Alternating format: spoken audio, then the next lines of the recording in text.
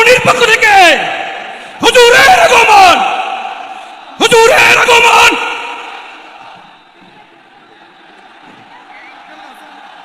নারায়ে তাকবীর, নারায়ে তাকবীর।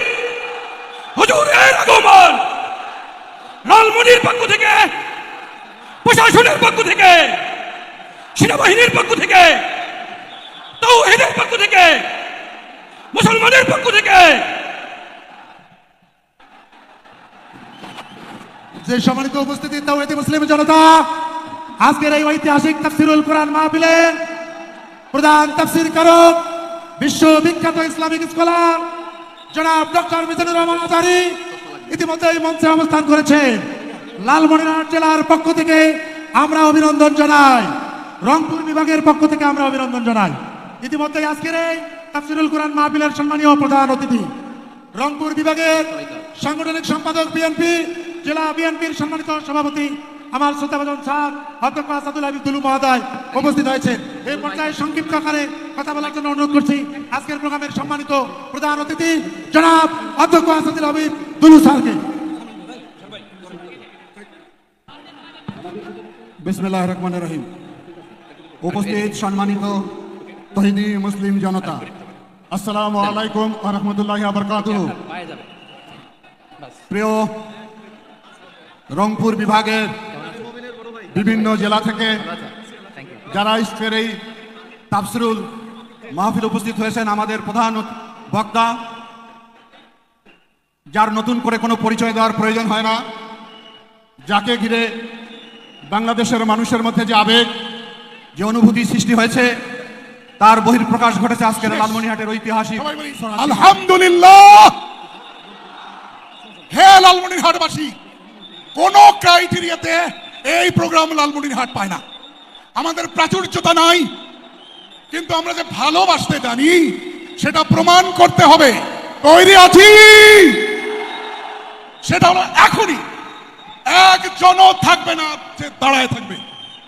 যে ভালোবাসে বলে দাবি করে সে বসে যাবে। আমি 3 পর্যন্ত গুনবো, দেখি ভালোবাসেন কিনা। 1 2 3, বসে যান। এবার আমরা যে কথা বলবো না, মানসমাতানাদা, মুক্তি সেই পায় যে নীরব থাকে। এবার সবাই আরবি হরফ বলবেন। মিম, যে মিম দিয়ে জান্নাতের তালা খুলবো। মিম। এই শাহাদাত আঙ্গুল ঠোঁটে সবার, ক্যামেরাগুলো আপনাদের দিকে। শাহাদাত আঙ্গুল ঠোঁটে। মিম। মিম। ঠোঁট খুলবে না, ঠোঁট বন্ধ, ঠোঁট বন্ধ। আমরা ওই সিলেটের মতো বদদোয়া নিতে চাই না। আমরা কি চাই? তাহলে চুপ থাকতে হবে, কেউ কাউকে চুপ বলবে না, সবাই চুপ, প্রত্যেকেই ভলান্টিয়ার। রাজি আছি? এবার শেষবার মিম বলে শেষ করব। মিম। বাংলাদেশের কৃতিত্ব, বাংলাদেশের সম্পদ, দল মত নির্বিশেষে সকলের সম্পদ মিজানুর রহমান আজহারী। প্রিয় ভাই, আপনাকে আমরা অনেক প্রাচুর্যপূর্ণ আয়োজন করতে পারিনি, কারণ আমরা উত্তরবঙ্গের মঙ্গা এলাকার মানুষ। কিন্তু আমরা কথা দিচ্ছি, আমরা আপনাকে ভালোবাসবো শৃঙ্খলার মধ্য দিয়ে। ঠিক না বেঠি? কোরআনে কারিম থেকে তাফসীর করার জন্য পেশ করছি এশিয়ার সর্বশ্রেষ্ঠ Islamic scholar doctor Mizanur Rahman হাফিজাহুল্লাহ, বারাকাল্লাহ, হায়াকাল্লাহ। অনুরোধ করছি তাফসীর পেশ করার জন্য। চুপ। ভলান্টিয়ার্স ভাইরা এবং লালমনিরহাট জেলা স্টেডিয়ামে অবস্থানরত আমার মা এবং বোনেরা, আমি আপনাদের সবাইকে অন্তরের অন্তঃস্থল থেকে শুভেচ্ছা জানাতে চাই, ধন্যবাদ জানাতে চাই যে আপনারা এত চমৎকার একটি প্রোগ্রামের আয়োজন করেছেন। প্রিয় ভাইরা, আপনারা জানেন যে আমি প্রতি বিভাগে একবার করে সফর করছি। তো সেই সুবাদে রংপুর বিভাগের প্রোগ্রামটা আমি লালমনিরহাটে দিয়েছি এবং আমি আশ্বস্ত হয়েছিলাম যে লালমনিরহাটের প্রোগ্রাম খুবই গুছালো হবে, সুষ্ঠু হবে, শান্ত হবে। সেটার নমুনা আলামত আমি দেখতে পাচ্ছি আলহামদুলিল্লাহ। সবাই খুবই সুশৃঙ্খল, লক্ষ লক্ষ তাওহীদি জনতা, পেছনে অনেকে জায়গা পায় নাই কিন্তু কোনো আওয়াজ নাই, সবাই দাঁড়িয়ে আছে। এলইডি স্ক্রিন আছে, আপনারা স্ক্রিনে দেখতে পাচ্ছেন। আলহামদুলিল্লাহ, আমি সবাইকে দেখতে পাচ্ছি। মাশাআল্লাহ, মাশাআল্লাহ। শান্ত হয়ে আপনারা বসুন। অল্প কিছু সময় কথা বলার সুযোগ আমি পাবো, যেহেতু আমি হেলিকপ্টারে করে এসেছি। হেলিকপ্টারগুলোর আবার একটা পলিসি আছে, সানসেটের আগে, সূর্য ডোবার আগে তাদেরকে এয়ারপোর্টে আবার ল্যান্ড করতে হয়। তো এখানে 3:30টার মধ্যে আমাকে উঠে যেতে হবে।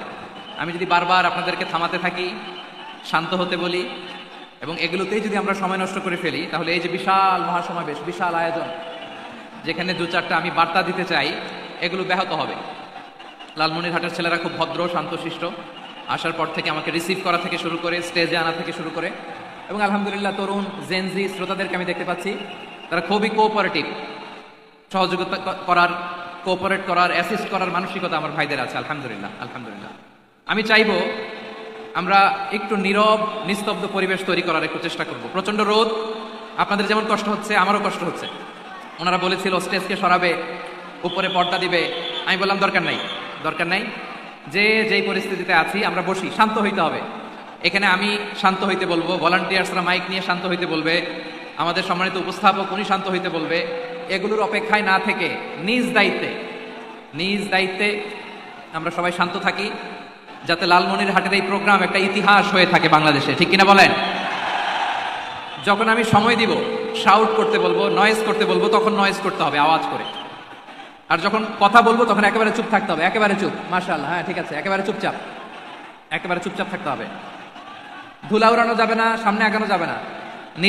নিজের সুবিধা, নিরাপত্তা বুঝতে হবে। এটা কোনো রাজনৈতিক সমাবেশ না, এখানে লাফালাফি, চিৎকার চেঁচামেচি, হাত দেখানোর দরকার নাই। হাত দেখানোর পর্ব শেষ। এখানেও ঠান্ডা হয়ে গেছে, মাশাআল্লাহ। হ্যাঁ মাশাআল্লাহ, আমাদের ভলান্টিয়ার্স ভাইরা, আমাদের স্বেচ্ছাসেবক ভাইরা, আইন শৃঙ্খলা রক্ষাকারী ভাইরা অনেক চেষ্টা করতেছে। মাশাআল্লাহ, very good. I am very happy to C this scenario. মাশাআল্লাহ, আলহামদুলিল্লাহ। আমি একটু দেখতে চাই যে রংপুর বিভাগের কে কোন জেলা থেকে আপনারা এসেছেন। কুড়িগ্রাম থেকে কারা এসেছেন দেখি, কুড়িগ্রাম। মাশাআল্লাহ, মাশাআল্লাহ। আচ্ছা, গাইবান্ধা জেলার কে আসছেন? গাইবান্ধা, মাশাআল্লাহ। ঠাকুরগাঁও অনেকে আসছেন। দিনাজপুর জেলা থেকে, মাশাআল্লাহ। নীলফামারী, ঠিক আছে, ফিয়ামানিল্লাহ। পঞ্চগড় অনেক আসছেন। রংপুর,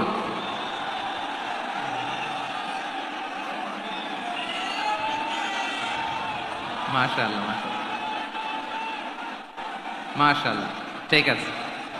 লালমনিরহাটের কারা দেখি, লালমনিরহাট।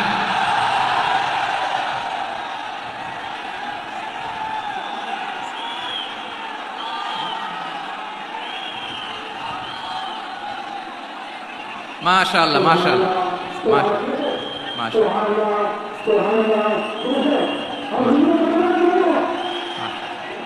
ঠিক আছে, ঠিক আছে। আচ্ছা, এই রংপুর বিভাগের বাইরে থেকে অন্য জেলার কারা কারা আসছেন দেখি? তাও আছে অনেকে, মাশাআল্লাহ, ঠিক আছে, ঠিক আছে। আজকের প্রোগ্রামে উপস্থিত আছেন প্রধান অতিথি হিসেবে অধ্যক্ষ আসাদুল হাবিব দুলু ভাই, সাংগঠনিক সম্পাদক বিএনপি, জাতীয় নির্বাহী কমিটি সভাপতি, জেলা বিএনপি লালমনিরহাট। বিশেষ অতিথি হিসেবে আমাদের অনেক ভাইরা এসছেন, সবাইকে শুকরিয়া জানাই। সভাপতিত্ব করছেন জনাব আব্দুল হাকিম।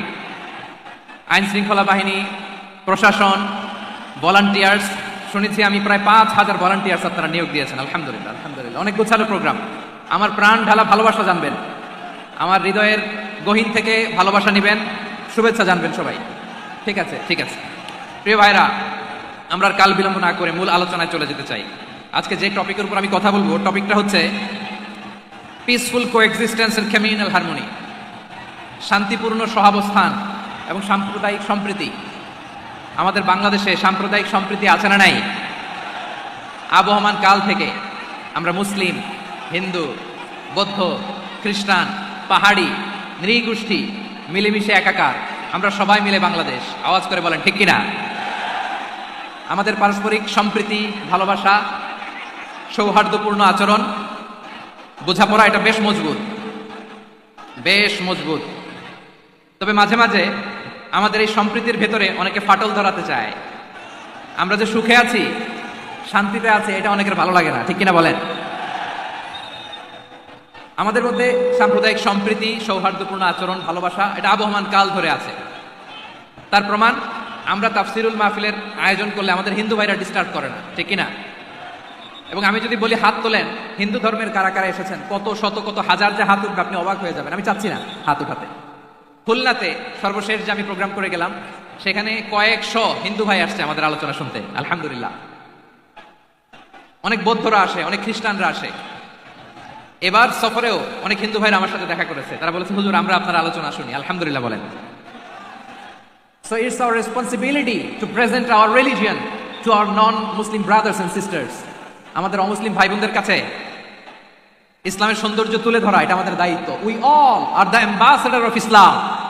আমরা প্রত্যেকে দায়িত্বশীল, আমরা প্রত্যেকে এক একজন ইসলামের অ্যাম্বাসেডর, আলহামদুলিল্লাহ বলেন। এজন্য এমন ভাবে দ্য বিউটি অফ ইসলাম, ইসলামের সৌন্দর্য আমাদেরকে ফুটিয়ে তুলতে হবে, যাতে করে নন মুসলিমরা শাহাদা পড়ে কালিমা পড়ে মুসলমান হয়ে যায়। অনেক নন মুসলিম ভাই বোন আমাদের হাতে শাহাদা পড়ে কালিমা পড়ে মুসলমান হয়েছে, অনেক। সো আমরা যেন ইসলামের বিউটিটাকে তুলে ধরতে পারি, এবং এই যে সম্প্রীতি, এটাকে যেন আমরা অটুট রাখতে পারি।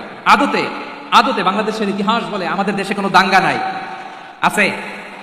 লালমনিরহাটের ভাইরা আওয়াজ করে বলেন, আমাদের দেশে হিন্দু মুসলিম দাঙ্গা আছে? আমরা ভাই ভাই, আওয়াজ করে বলুন তো আমরা কি ভাই ভাই। কিন্তু কিছু দুষ্ট লোক আছে, তারা আমাদের সম্পর্কের মধ্যে ফাটল ধরাতে চায়, ঠিক কিনা বলেন?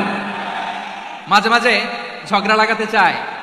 দেখবেন পত্রপত্রিকা দেখা যায় বিভিন্ন ধর্মীয় উপাসনালয়গুলোতে হামলা চালানো হয়, এগুলো রাজনৈতিক উদ্দেশ্য প্রণোদিত, এগুলোর সাথে ইসলামের কোনো সম্পর্ক নাই। এই জন্য এই দুর্বৃত্তদের ব্যাপারে আমাদের সাবধান থাকতে হবে। আমরা সবসময় যেমনি ঐক্যবদ্ধ, ইউনাইটেড, আমরা যদি এরকম ইউনাইটেড থাকি, এই সমস্ত দুর্বৃত্তদের কালো হাত ভেঙে দিতে আমাদের 1 ঘন্টাও লাগবে না, চিল্লায় বলো ঠিক কিনা। আমরা সংঘবদ্ধ থাকবো। এই যে আমাদের পিসফুল কোএক্সিস্টেন্স, শান্তিপূর্ণ সহাবস্থান। হিন্দুরা পূজা করে, যেদিন হিন্দুদের পূজা অনুষ্ঠান, আমরা ওই দিন তাফসির মাহফিল করি না, ঠিক কিনা বলেন? যেদিন আমাদের তাফসিরুল কোরআনের প্রোগ্রাম, ওই দিন আমাদের হিন্দু ভাইরা ডিস্টার্ব করে না, সুবহানাল্লাহ। হিন্দুদের পূজা অনুষ্ঠানে মাদ্রাসার ছাত্র যে পাহারা দেয়, গোটা বিশ্বে এরকম দৃষ্টান্ত নজির বিরল, ঠিক কিনা বলেন? আইন শৃঙ্খলা বাহিনীর পাশাপাশি মাদ্রাসার ছাত্ররা যে সেখানে পাহারা দেয়, গোটা পৃথিবীতে এই দৃষ্টান্ত আপনি পাবেন। মাদ্রাসার ছাত্ররা, তারা তো কোরআনের ধারক, তারা হাদিসের ধারক, তারা কেন মন্দির পাহারা দিবে? এই সম্প্রীতিকে ধরে রাখার জন্য, এই সৌহার্দ্যকে ধরে রাখার জন্য, আমাদের পারস্পরিক ভালোবাসাকে অটুট রাখার জন্য। আওয়াজ করে বলতে হবে ঠিক কিনা।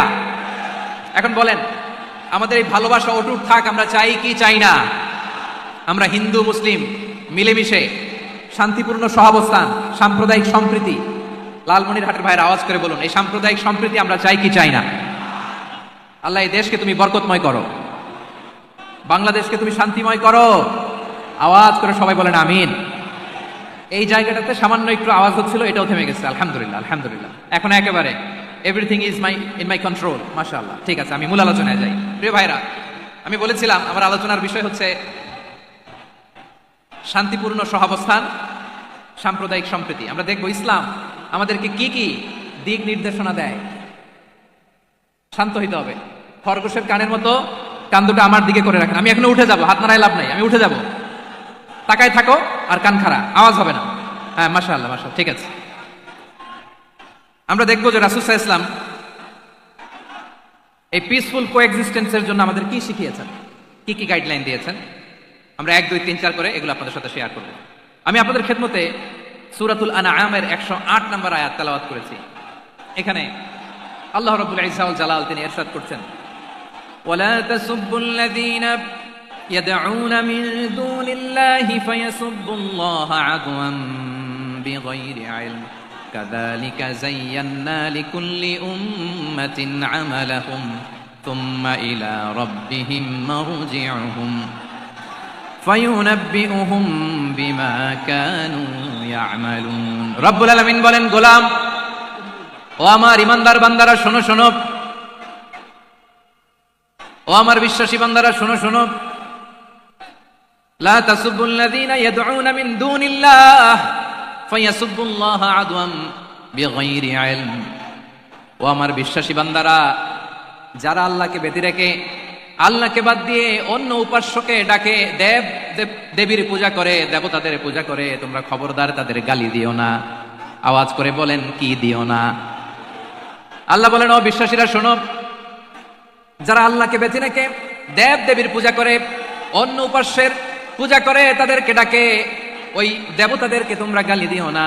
যদি ওই দেবতাদেরকে গালি দাও, তাহলে ভুলবশত শত্রুতাবশত তারা তোমাদের রব আল্লাহকে গালি দেবে, ঠিক কিনা?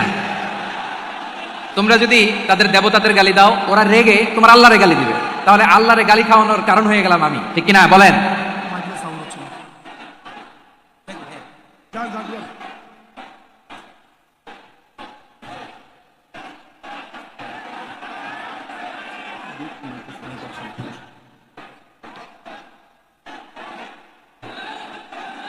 সম্মানিত ভাইরা, এত বিশাল প্রোগ্রাম, মাইকের একটা সেট আপ থাকে, তারগুলো অনেক সময় নড়ে যায়, ধাক্কা ধাক্কিতে ডিসপ্লেস হয়, একটু ঝামেলা হবে।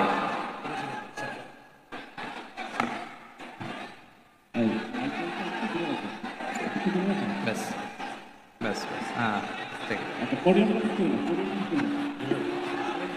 ঠিক আছে।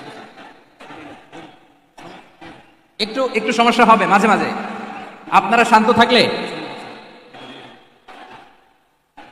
শান্ত থাকতে হবে। এইভাবে সাউন্ড নাই, এই নাই, এই বলতে বলতে আমার সময়ও নাই, উঠে যেতে হবে, এগুলো বোকামি। এই বিভাগীয় প্রোগ্রামগুলোতে যাই, চিৎকার চেঁচামেচি করে তোমরা আসো, সময় শেষ আমাকে উঠে যেতে হয়, আমরা তো বঞ্চিত হলাম। গুরুত্বপূর্ণ অনেক কথা শোনাবো তোমাদের, অনেক। প্রিয় ভাইরা, আপনারা শান্ত হয়ে বসুন, শান্ত হয়ে। রব্বুল আলামিন বলেন, খবরদার বিশ্বাসীরা, আল্লাহ ছাড়া যারা অন্যান্য উপাস্যদেরকে ডাকে, দেবতাদেরকে ডাকে, তাদেরকে তোমরা গালি দিও না। ওই সমস্ত দেবতাদেরকে যদি তোমরা গালি দাও, তাহলে তারা আল্লাহকে গালি দিবে, ঠিক কিনা বলেন? আমরা দেবতাদের গালি দিলে ওরা আল্লাহকে গালি দিবে। রব্বুল আলামিন বলেন, খবরদার দেবতাদেরকে গালি দিও না, তাহলে ওরা তোমার রব আল্লাহরে গালি দেবে। প্রতিটি জাতির জন্য তাদের কাজকে আমি আল্লাহ সুশোভিত করে রেখেছি, তারা সবাই একদিন আমার কাছেই ফিরে আসবে, এরপর আমি রব্বুল আলামিন তাদের আমলনামা তাদেরকে জানিয়ে দেব। সুবহানাল্লাহ পড়ে। প্রিয় ভাইরা, আল্লাহ তাআলা বলেছেন, খবরদার গালি দিও না। আদেশটা কার? আওয়াজ করে বলেন তো। হিন্দুদের দেবতা দেবদেবীদেরকে গালি দেওয়া যাবে না, আওয়াজ করে বলুন প্রিয় ভাইরা, এই আদেশটা কার? এই আপনাদের গলার আওয়াজ। অন্য ধর্মের দেবতাদেরকে যে গালি দেওয়া যাবে না, এই আদেশটা কার? আরো জোরে বলুন, কার? গালি দিবেন কোন দেবতাকে? দিবেন? যদি দেন তাহলে ওরা আল্লাহরে গালি দিবে, তাহলে আল্লাহরে গালি খাওয়াইলো কে? আপনি, ঠিক কিনা বলেন? আমি আল্লাহকে গালি খাওয়ানোর কারণ হলাম, কারণ আমি যদি গালি না দিতাম, ওরা আমার রবকে গালি দিত না। আওয়াজ করে বলেন ঠিক কিনা? তাহলে প্রিয় ভাইরা, ইসলাম আমাদেরকে শিখায়, সূরাতুল আনআমের 108 নম্বর আয়াত থেকে আমরা বুঝলাম, কোন ধর্মকে ছোট করা যাবে না। অন্য ধর্মকে ছোট করা মানে ইসলামকে ছোট করা। অন্য ধর্মের দেবতাকে গালি দেওয়া মানে আল্লাহকে গালি খাওয়ানো। আওয়াজ করে বলেন ঠিক কিনা? খবরদার, এটা করা যাবে না। আর অন্য ধর্মের দেবতাকে যদি আপনি গালি দেন, ওরা ইসলাম থেকে দূরে সরে যাবে। যাও ইসলামের প্রতি আকৃষ্ট হয়েছিল, আর কোনোদিন ইসলামের ধারে কাছে আসবে না। আওয়াজ করে বলেন ঠিক কিনা? এজন্য কখনো কোনোদিন অন্য ধর্মের দেবতাদেরকে গালি দেওয়া যাবে না। অন্য ধর্মের কোনো দেবতাদেরকে আমরা গালি দিব না, গালি দিব না, বরং ইসলামের beauty, the beauty of Islam, ইসলামের সৌন্দর্যকে আমরা তুলে ধরবো। আমরা যদি বিশ্বনবী সাল্লাল্লাহু আলাইহি ওয়াসাল্লামের জীবনের দিকে তাকাই, তাহলে আমি দেখব বিষ্ণু ইসা ইসলাম মক্কাতে কিংবা মদিনাতে অন্য ধর্মের লোকদের সাথে খুব পিসফুলি লাইফ লিড করেছেন। হোক মুশরিক, হোক খ্রিস্টান, হোক ইহুদি, বিশ্বনবী সবার সাথে মিলেমিশে ছিলেন। আলহামদুলিল্লাহ বলেন। ইসলাম হচ্ছে পিসফুল রিলিজিয়ান। অন্য ধর্মের প্রতি সহনশীলতার সবক ইসলাম আমাদেরকে দেয়। কিন্তু প্রতিটি মুসলিমের এটা মনে রাখতে হবে, আল্লাহর কাছে পছন্দনীয় গ্রহণযোগ্য ধর্ম, জীবনাদর্শ একটি, সেটা হচ্ছে ইসলাম। আওয়াজ করে বলেন সেটা কি? লালমনিরহাটের ভাইরা আওয়াজ করে বলুন, আল্লাহর কাছে মনোনীত ধর্ম একটি, সেটা কি? এজন্য রব্বুল আলামিন বলেন, ইন্নাদ-দীনা ইনদাল্লাহিল ইসলাম, আল্লাহর কাছে মনোনীত গ্রহণযোগ্য অ্যাকসেপ্টেড ধর্ম মতাদর্শ একটা, সেটা হলো ইসলাম। ইসলাম ছাড়া অন্য কোনো ধর্ম যদি কেউ তালাশ করে, তার ওই ধর্ম আল্লাহ গ্রহণ করবে না। ওমাইয়াবতাগি গায়রাল ইসলামি দীনান ফালাই ইউকবালা মিন ওয়া হুয়া ফিল আখিরাতি মিনাল খাসিরিন।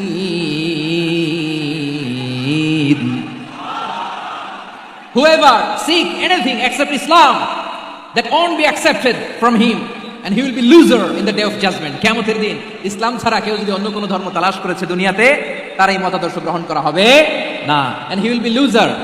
সে হবে লুজার, ক্ষতিগ্রস্ত, হাই হাই কোম্পানির ম্যানেজার। ওর আমও শেষ, সালাও শেষ। আওয়াজ করে বলেন ঠিক কি না? এজন্য ইসলাম পেয়ে আমরা খুশি না বেজার? প্রত্যেক নামাজ শেষে আমরা আল্লাহরে বলি, আল্লাহ রাদিতু বিল্লাহি রাব্বা ওয়া বিল ইসলামি দীনা ওয়া বি মুহাম্মাদিন নাবিয়্যান ওয়া রাসূলা। ও আল্লাহ তোমারে রব হিসেবে পেয়ে আমরা খুশি, ও আল্লাহ ইসলামকে ধর্ম হিসেবে পেয়ে আমরা খুশি, বিশ্বনবীকে আমাদের রাসূল পেয়ে আমরা খুশি। ঠিক কিনা বলেন? ইসলাম ছাড়া অন্য কোনো ধর্ম আমরা গ্রহণ করব না। ঠিক কিনা বলেন? আল্লাহর কাছে অ্যাকসেপ্টেড রিলিজিয়ান একটা, সেটা ইসলাম। তো বিশ্বনবী সাল্লাল্লাহু আলাইহি ওয়াসাল্লাম মক্কাতে কিংবা মদিনাতে খুব পিসফুলি এক্সিস্ট করেছেন, যে কোনো ধর্মের সাথে মিলেমিশে চলেছেন। তার প্রমাণ আমরা যদি রাসূল সাল্লাল্লাহু আলাইহি ওয়াসাল্লামের বায়োগ্রাফির দিকে তাকাই, তাহলে দেখব তিনি মুশরিকদের সাথে পিস ট্রিটি করেছেন, শান্তি চুক্তি, পিস ট্রিটি, পিস এগ্রিমেন্ট। আপনারা হুদাইবিয়ার সন্ধির নাম শুনেছেন? আমার লালমনিরহাটের কলিজার টুকরা ভাইয়েরা, হুদাইবিয়ার সন্ধির নাম আপনারা শোনেন নাই? ষষ্ঠ হিজরিতে বিষ্ণু ঈসা ইসলাম মুশরিকদের সাথে এই ট্রিটি করেছেন, চুক্তি। কাদের সাথে? মুশরিকদের সাথে। আমরা তো মুসলমান বসতে পারি না, আমরা দুই মুসলিম ভাই একসাথে বসে চা খেতে পারি না, গল্প করতে পারি না। বিষ্ণু ঈসা ইসলাম মুশরিকদের সাথে ট্রিটি করেছেন, হুদাইবিয়ার সন্ধি। এই সন্ধির আগে মক্কা থেকে কেউ মদিনায় যেতে পারে না, মদিনা থেকে কেউ মক্কায় যেতে পারে না, কিন্তু এই সন্ধির পরে ট্রাফিক স্বাভাবিক হয়ে গেল। মক্কার লোকেরা মদিনায় আসতে পারে, মদিনার লোকেরা মক্কায় আসতে পারে। এটাকে বলে সুলহে Hudaibiya, the peace agreement of Hudaibiya, শান্তি চুক্তি। আমরা পৃথিবীতে এখন অনেক শান্তি চুক্তির নাম শুনি, এগুলো সব the piece treaty of Hudaibiya থেকে কপি করা। আল্লাহু আকবার। তাহলে বিশ্বনবী সাল্লাল্লাহু আলাইহি সাল্লাম তিনি যে শান্তিপূর্ণ সহাবস্থানে বিশ্বাসী ছিলেন, মুসলমানেরা যে অন্য ধর্মের প্রতি সহনশীল, তার প্রমাণ হচ্ছে এই পিস ট্রিটি। শুধু তাই নয়, মাইকের সাউন্ডটা একটু বাড়াই দিতে হবে, খুব দুর্বল, একটু মজবুত করতে হবে, আর একটু ক্লিন করতে হবে, আর সবগুলা জায়গায় সাউন্ড যাচ্ছে কিনা একটু ক্রস চেক করতে হবে। হ্যাঁ, পাবেন দিচ্ছে। Mic operator is trying his level best, দিচ্ছে। মাইক অপারেটর যিনি আছেন, প্রতিটি জায়গায় প্রতিটি সাউন্ড বক্সে যেন আওয়াজ পাওয়া যায়, একটু ক্রস চেক করেন, সাউন্ডটাকে একটু স্ট্রং করে দেন। হ্যাঁ, ঠিক আছে, মাশাআল্লাহ। এদিকে তাকান, এদিকে। মক্কার পার্ট গেল, পিস এগ্রিমেন্ট করলেন, শান্তি চুক্তি। বিষ্ণু ঈসা ইসলাম মদিনায় যে কি করলেন? মদিনায় যে বিষ্ণু ঈসা ইসলাম মদিনা চার্টার করলেন, মদিনা সনদ, সাহিফাতুল মদিনা, এটার বলে মদিনা চার্টার। এই যে ওয়েস্টে, ইউরোপে, আমেরিকাতে তারা অনেক চার্টার করে, সব চার্টার মদিনা চার্টার থেকে কপি করা। আওয়াজ করে পড়েন সুবহানাল্লাহ। বিষ্ণু ঈসা ইসলাম মদিনায় গেলেন, মদিনাতে মুসলিম, মুশরিক, ইয়াহুদি, এই তিন ধর্মের লোক মিলে সব স্টেক হোল্ডার যারা আছে সবাইকে নিয়ে বিষ্ণু ঈসা ইসলাম মদিনা চার্টার করলেন, মদিনা সনদ। পড়েন সুবহানাল্লাহ। শুধু তাই নয়, মক্কাতে বিশ্বনবী পিস এগ্রিমেন্ট করলেন, শান্তি চুক্তি মুশরিকদের সাথে। মদিনাতে যে বিশ্বনবী মদিনা চার্টার করলেন, মদিনা সনদ করলেন ইহুদিদের সাথে। আবার মদিনাতে বিশ্বনবী ইহুদিদের সাথে পিস ডায়ালগ করলেন, ইন্টারফেথ ডায়ালগ করলেন, আন্তধর্মীয় সংলাপ করলেন, যেই সংলাপের মূল ভিত্তি ছিল তাওহীদ। মূল ভিত্তি ছিল কি? তাওহীদ। বিশ্বনবী ইহুদিদেরকে ডাকলেন, আহ্বান করলেন, কুলিয়া আহলাল কিতাবি তাআলাউ ইলা কালিমাতিন সাওয়াইন বাইনানা ওয়া বাইনাকুম আল্লা না'বুদা ইল্লাল্লাহ ولا نشرك به شيئا ولا يتخذ بعضنا بعضا أربابا من دون الله فإن تولوا فقولوا اشهدوا بأننا مسلمون سبحان الله পড়েন। বিশ্বনবী মদিনার ইহুদিদের ডেকে বললেন, ও ইহুদিরা, শোনো শোনো, আসো এমন একটা আদর্শের প্রশ্নে আমরা একত্রিত হই, যে আদর্শের প্রচার তোমাদের নবীরাও করেছে, আমিও করি, যে আদর্শের কথা তোমাদের পবিত্র ধর্মগ্রন্থগুলোতে আছে, আমার কোরআনেও আছে। সেটা হলো তাওহীদ। আমরা এক আল্লাহ ছাড়া কারো ইবাদত করব না, আল্লাহর সাথে কাউরে শরীক করব না, আল্লাহ ছাড়া কাউরে রব মানব না। পড়েন সুবহানাল্লাহ। তাহলে আমার প্রিয় লালমনিরহাটের ভাইরা, মদিনাতে যেয়ে তিনি মদিনা চার্টার করলেন, মদিনা সনদ, পিস ডায়ালগ করলেন, শান্তির সংলাপ, ইন্টারফেথ ডায়ালগ করলেন, আন্তধর্মীয় সংলাপ, যার ভিত্তি ছিল তাওহীদ। সুবহানাল্লাহ পড়েন। তাহলে অন্য ধর্মের প্রতি সবসময় ইসলাম সহনশীল, টলারেন্স। যদি আপনি দেখতে চান ইসলামের নবী বিশ্ব নবীর দিকে তাকান, ঠিক কিনা বলেন? আমরা তো সংখ্যালঘুদের রাইটস প্রোটেক্ট করার জন্য কত আইন বানাই, কত বৈঠক করি, কত সংবাদ সম্মেলন করি। বিশ্বনবী সাল্লাল্লাহু আলাইহি ওয়াসাল্লাম সংখ্যালঘুদের রাইটসের ব্যাপারে, অধিকারের ব্যাপারে যে কথা বলেছেন, শুনলে আপনি অবাক হয়ে যাবেন। বিশ্বনবী বলেন, আলা মান যালামা মুআহাদান আও ইনতাকাসাহু আও কাল্লাফাহু ফাওকা তাআতিহি আও কাল্লাফাহু ফাওকা তাকাতিহি আও আখাযা মিনহু শাইআন বিগাইরি তিবি নাফসিন ওয়া আনা হাজিজুহু ইয়াউমাল কিয়ামা। খবরদার, জেনে রাখো, কেউ যদি কোনো সংখ্যালঘুর উপরে অত্যাচার করে, কোনো সংখ্যালঘুর প্রাপ্য থেকে যদি কেউ কাউকে ঠকায়, সংখ্যালঘুর উপর যদি কেউ কষ্ট দেয়, কোনো সংখ্যালঘুর সম্পদ যদি কেউ জোর করে কেড়ে নেয়, আমি কিয়ামতের দিন বিশ্বনবী ওই সংখ্যালঘুর পক্ষে আর ওই মুসলমানদের বিপক্ষে বাদী হয়ে দাঁড়াবো। সুবহানাল্লাহ বলতে পারলেন না? আল্লাহু আকবার। আপনি নামাজি, আপনি মুসল্লি, আপনি হাজী সাহেব, তাহাজ্জুদ পড়তে পড়তে কপালে দাগ ফেলে দিছেন, আপনার প্রতিবেশী হিন্দু, ভাবছেন আমার তো পাওয়ার আছে, ওর জমিটা দখল করি। বিশ্বনবী বলেন কিয়ামতের দিন ওই হিন্দুর পক্ষে তোর বিরুদ্ধে আমি বাদী হয়ে দাঁড়াবো। পৃথিবীর কোন ধর্মে এরকম স্টেটমেন্ট পাবেন? পাবেন? আপনি ভাবছেন আপনি নামাজ পড়লে হাজী সাহেব কপালে দাগ ফেলাই দিলে আপনি সালসালায় জান্নাতে চলে যাবেন না? খবরদার। বিশ্বনবী বলেন কোন সংখ্যালঘুর উপর যদি কেউ আক্রমণ করে, তার প্রাপ্য তাকে না দিয়ে যদি তাকে ঠকায়, তার উপর জুলুম করে, তার সম্পদ যদি কেড়ে নেয়, আমি নবী, তুমি মুসলিম হইতে পারো, মুসল্লি হইতে পারো, তার পক্ষে তোমার বিপক্ষে আল্লাহর দরবারে বাদী হয়ে দাঁড়াবো। আচ্ছা লালমনিরহাটের ভাইরা, কথা বুঝতে পারলে আওয়াজ করে উত্তর দেন। বিশ্বনবী যদি কারো বিপক্ষে দাঁড়ায় কিয়ামতের দিন, আই রিপিট, আমি আবারও বলছি, বিশ্বনবী যদি কিয়ামতের দিন কারো বিপক্ষে দাঁড়ায়, ও তো সালসালায়া জান্নাতি, তাই না? জান্নাতি না? যে নবীর সুপারিশ ছাড়া জান্নাতের গেটও দেখা যাবে না, ওই নবী যদি বলে তোর বিপক্ষে আমি বাদী হয়ে দাঁড়াবো, ওই জান্নাতে আর ঢোকার কোনো সুযোগ আমাদের থাকবে? এখানেই শেষ না আমার প্রিয় লালমনিরহাটের ভাইয়েরা, এখানেই শেষ নয়। বিশ্বনবী বলেন মান কাতালা মুআহাদান, বুখারীর বর্ণনা, মান কাতালা মুআহাদান লাম ইয়ারাহ রাইহাতাল জান্নাহ। কেউ যদি, কোনো মুসলিম যদি অন্যায়ভাবে কোনো সংখ্যালঘুকে হত্যা করে, কোনো হিন্দুকে হত্যা করে, কোনো বৌদ্ধরে হত্যা করে, অন্যায়ভাবে কোনো মুসলিম যদি কোনো সংখ্যালঘুরে হত্যা করে, জান্নাতে যাওয়া তো দূরের কথা, ওই মুসলিম জান্নাতের ঘ্রাণও পাবে না। সেই বুখারীর বর্ণনা, মান কাতালা মুআহাদান লাম ইয়ারাহ রাইহাতাল জান্নাহ ওয়া ইন্না রিহাহা লা ইউজাদু মিন মাসিরাতি 40 আমা। যে জান্নাতের ঘ্রাণ 40 বছর দূরের রাস্তা থেকেই পাওয়া যায়। সুবহানাল্লাহ পড়েন। প্রিয় ভাইরা, এখান থেকে জান্নাতে পৌঁছতে লাগবে 40 বছর। এত দূর, কত বছর? সবাই বলেন কত বছর? এখান থেকে জান্নাতে পৌঁছতে লাগবে 40 বছর। এত দূরে থাকতেই জান্নাতের ঘ্রাণ আপনার নাকে এসে ধাক্কা মারবে। বিষ্ণুই বলেন যে ব্যক্তি কোন সংখ্যালঘুকে হত্যা করে, জান্নাতের ঘ্রাণ তো পাবেই, জান্নাতে তো ঢুকতে পারবেই না, জান্নাতের ঘ্রাণও তার নাকে লাগবে না। পড়েন নাউযুবিল্লাহ। তাহলে সংখ্যালঘুদের ব্যাপারে ইসলামে অধিকার দেয়া আছে না নাই? লালমনিরহাটের ভাইয়ের আওয়াজ করে বলেন, আমার সংখ্যালঘু হিন্দু ভাইদের রাইটস, অধিকার আমাদের ইসলামে প্রোটেক্টেড আছে না নাই? এখানেই শেষ না। বিষ্ণু ইসলাম আপনার অমুসলিম প্রতিবেশীর সাথে ভালো আচরণ করতে বলেছে। আমাদের হয় না এটা মুসলিম পাড়া, ওটা বৌদ্ধ পাড়া, হয় না? অনেক সময় হয় না এটা আমাদের মুসলিম পাড়া, ওইটা হিন্দু পাড়া, এরকম আছে না নাই? লালমনিরহাটে নাই না? আছে? হিন্দু যদি আপনার প্রতিবেশী হয় কি করবেন? ওর কষ্ট দিবেন নাকি? কেন, ও তো হিন্দু, ও তো আমার আল্লাহরে ডাকে না, ওরে কষ্ট দিলে যায় যাবে না?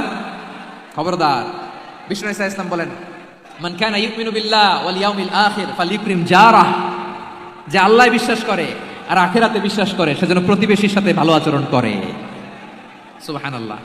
কলিজা জুড়ায় যায় না আমার নবীর কথাগুলো শুনলে? যে আল্লাহ বিশ্বাস করে, যে আখিরাতে বিশ্বাস করে, সেজন্য প্রতিবেশীর সাথে ভালো আচরণ করে। এখানে বলছে মুসলিম প্রতিবেশী, বলছে নামাজি প্রতিবেশী, বলছে আল্লাহওয়ালা প্রতিবেশী, বলছে না। প্রতিবেশী আস্তিক হোক নাস্তিক হোক, প্রতিবেশী মুমিন হোক মুশরিক হোক, প্রতিবেশী হইলেই তার সাথে ভালো আচরণের দরকার আছে না নাই? আমার প্রিয় লালমনিরহাটের ভাইরা, বিষ্ণু ইসলাম ওনার ইহুদি প্রতিবেশীদের দেখাশোনা করতেন। আওয়াজ না শোনা যাক, আমারও তো দেখা যায়, আমারও তো দেখা যায়। তাকায় থাকেন, তাকায় থাকলে সওয়াব হবে। কোরআনের কথা যেখান থেকে হয় এদিকে তাকায় থাকলেই বরকত। তাকায় থাকেন। জি জি, মাইক, আমি তার মাইক ঠিক করতে আসি না এদিকে, এই মাইক ঠিক করবো, ওই মাইক ঠিক করবো, ওদিকে পাইলট বলবে হুজুর চলে আসেন। জি বসুন, বসুন, মাশাআল্লাহ। হ্যাঁ, খুব শান্ত, ঠিক আছে। পুলিশ ভাইরা না খেয়ে দিনরাত আপনারা যাতে সুশৃঙ্খল একটা প্রোগ্রাম উপহার পান, এটাই চেষ্টা করতেছে। আপনাদেরকে কষ্ট দিতে আসে নাই, একটু একটু সহযোগিতা করেন। জি মাশাআল্লাহ, হ্যাঁ ঠিক আছে। আমার প্রিয় ভাইরা, প্রতিবেশী আস্তিক হোক নাস্তিক হোক, মুসলিম হোক হিন্দু হোক, তার সাথে ভালো আচরণ করতে হবে। বিষ্ণু ইসলাম ওনার ইহুদি প্রতিবেশীর বাসায় যেতেন। কোন প্রতিবেশী? ইহুদি। আওয়াজ করে বলেন কোন প্রতিবেশী? ইহুদি। এক ইহুদি কিশোর বিষ্ণু ইসলামের খেদমত করতে, ইহুদি ছেলে আমার নবীর খেদমত করতো, তারা ছিল নবীর প্রতিবেশী। তো অনেকদিন হয় ইহুদি ছেলেটা আসে না। বিশ্বনবী খোঁজ দিলেন, ঘটনা কি? একটা ইহুদি ছেলে না আমার খেদমতে আসতো, ছেলেটা কই? খোঁজ নিয়ে জানলেন ছেলেটা অসুস্থ। বিষ্ণু ইসলাম ওই ইহুদির বাড়িতে চলে গেলেন ওই ছেলেটাকে দেখা করার জন্য, ভিজিট করার জন্য। সুবহানাল্লাহ পড়বেন না? গেলেন, যে দেখে ইহুদি ছেলেটা মুমূর্ষ, যান যান যায় যায় ভাব, বিছানায় পড়ে আছে, তার বাবা দাঁড়ানো। বিশ্বনবী তার মাথার পাশে বসলেন, মাথায় হাত বুলিয়ে দিলেন, আর ছেলেটাকে বললেন, আসলিম, হে ইহুদি ছেলে, আসলিম, ইসলাম ধর্ম গ্রহণ করো। তো ছোট্ট ছেলে ভাবে আমরা ইহুদি, এখন ইসলাম ধর্ম গ্রহণ করলে আব্বা যদি বকা দেয়, ফানাযারা ইলা ওয়াজহি আবি, ছেলেটা তার বাবার চেহারার দিকে তাকালো, দেখি আব্বা কি কয়। আব্বা যদি বলে তাইলে ইসলাম ধর্ম গ্রহণ করবে। ইহুদি ছেলেটা তার বাবার দিকে যখন তাকালো, ওর বাবা বলে, আতিয়া আবুল কাসিম, আবুল কাসিম যা বলে তাই করো। আবুল কাসিম হচ্ছে বিষ্ণু ইসলামের একটা কুনিয়াত, উপনাম। আমার রাসূলের বড় ছেলের নাম ছিল কাসেম। যেমন দেখবেন আমাদের এলাকায় কারো বড় ছেলের নাম যদি হয় আব্দুল্লাহ, এরা আব্দুল্লাহর বাপ বলে ডাকে। কারো বড় মেয়ের নাম যদি হয় ফাতেমা, এরা কি ডাকে? ফাতেমার বাপ বলে না? তো বিষ্ণু ইসলামের বড় ছেলের নাম ছিল কাসেম। ইহুদি বাবা বলল, আতিয়া আবুল কাসেম, আবুল কাসেম যা বলে তাই শোনো, মানে মোহাম্মদ যা বলে তাই শোনো। এই কথা শুনে ছেলে সাহস পাইছে, ছেলে আবার পড়তে আরম্ভ করলো, আশহাদু আল্লাহ ইলাহা ইল্লাল্লাহ ওয়া আশহাদু আন্না মুহাম্মাদার রাসূলুল্লাহ, পড়েন আল্লাহু আকবার। বিশ্বনবীর আহ্বান শুনে ওই আহ্বানে সাড়া দিয়ে ইহুদি ছেলে শাহাদা পড়ে মুসলমান হয়ে গেল। তার হৃদয়টারে ইমানের নূর দিয়ে আলোকিত করে দিল কে?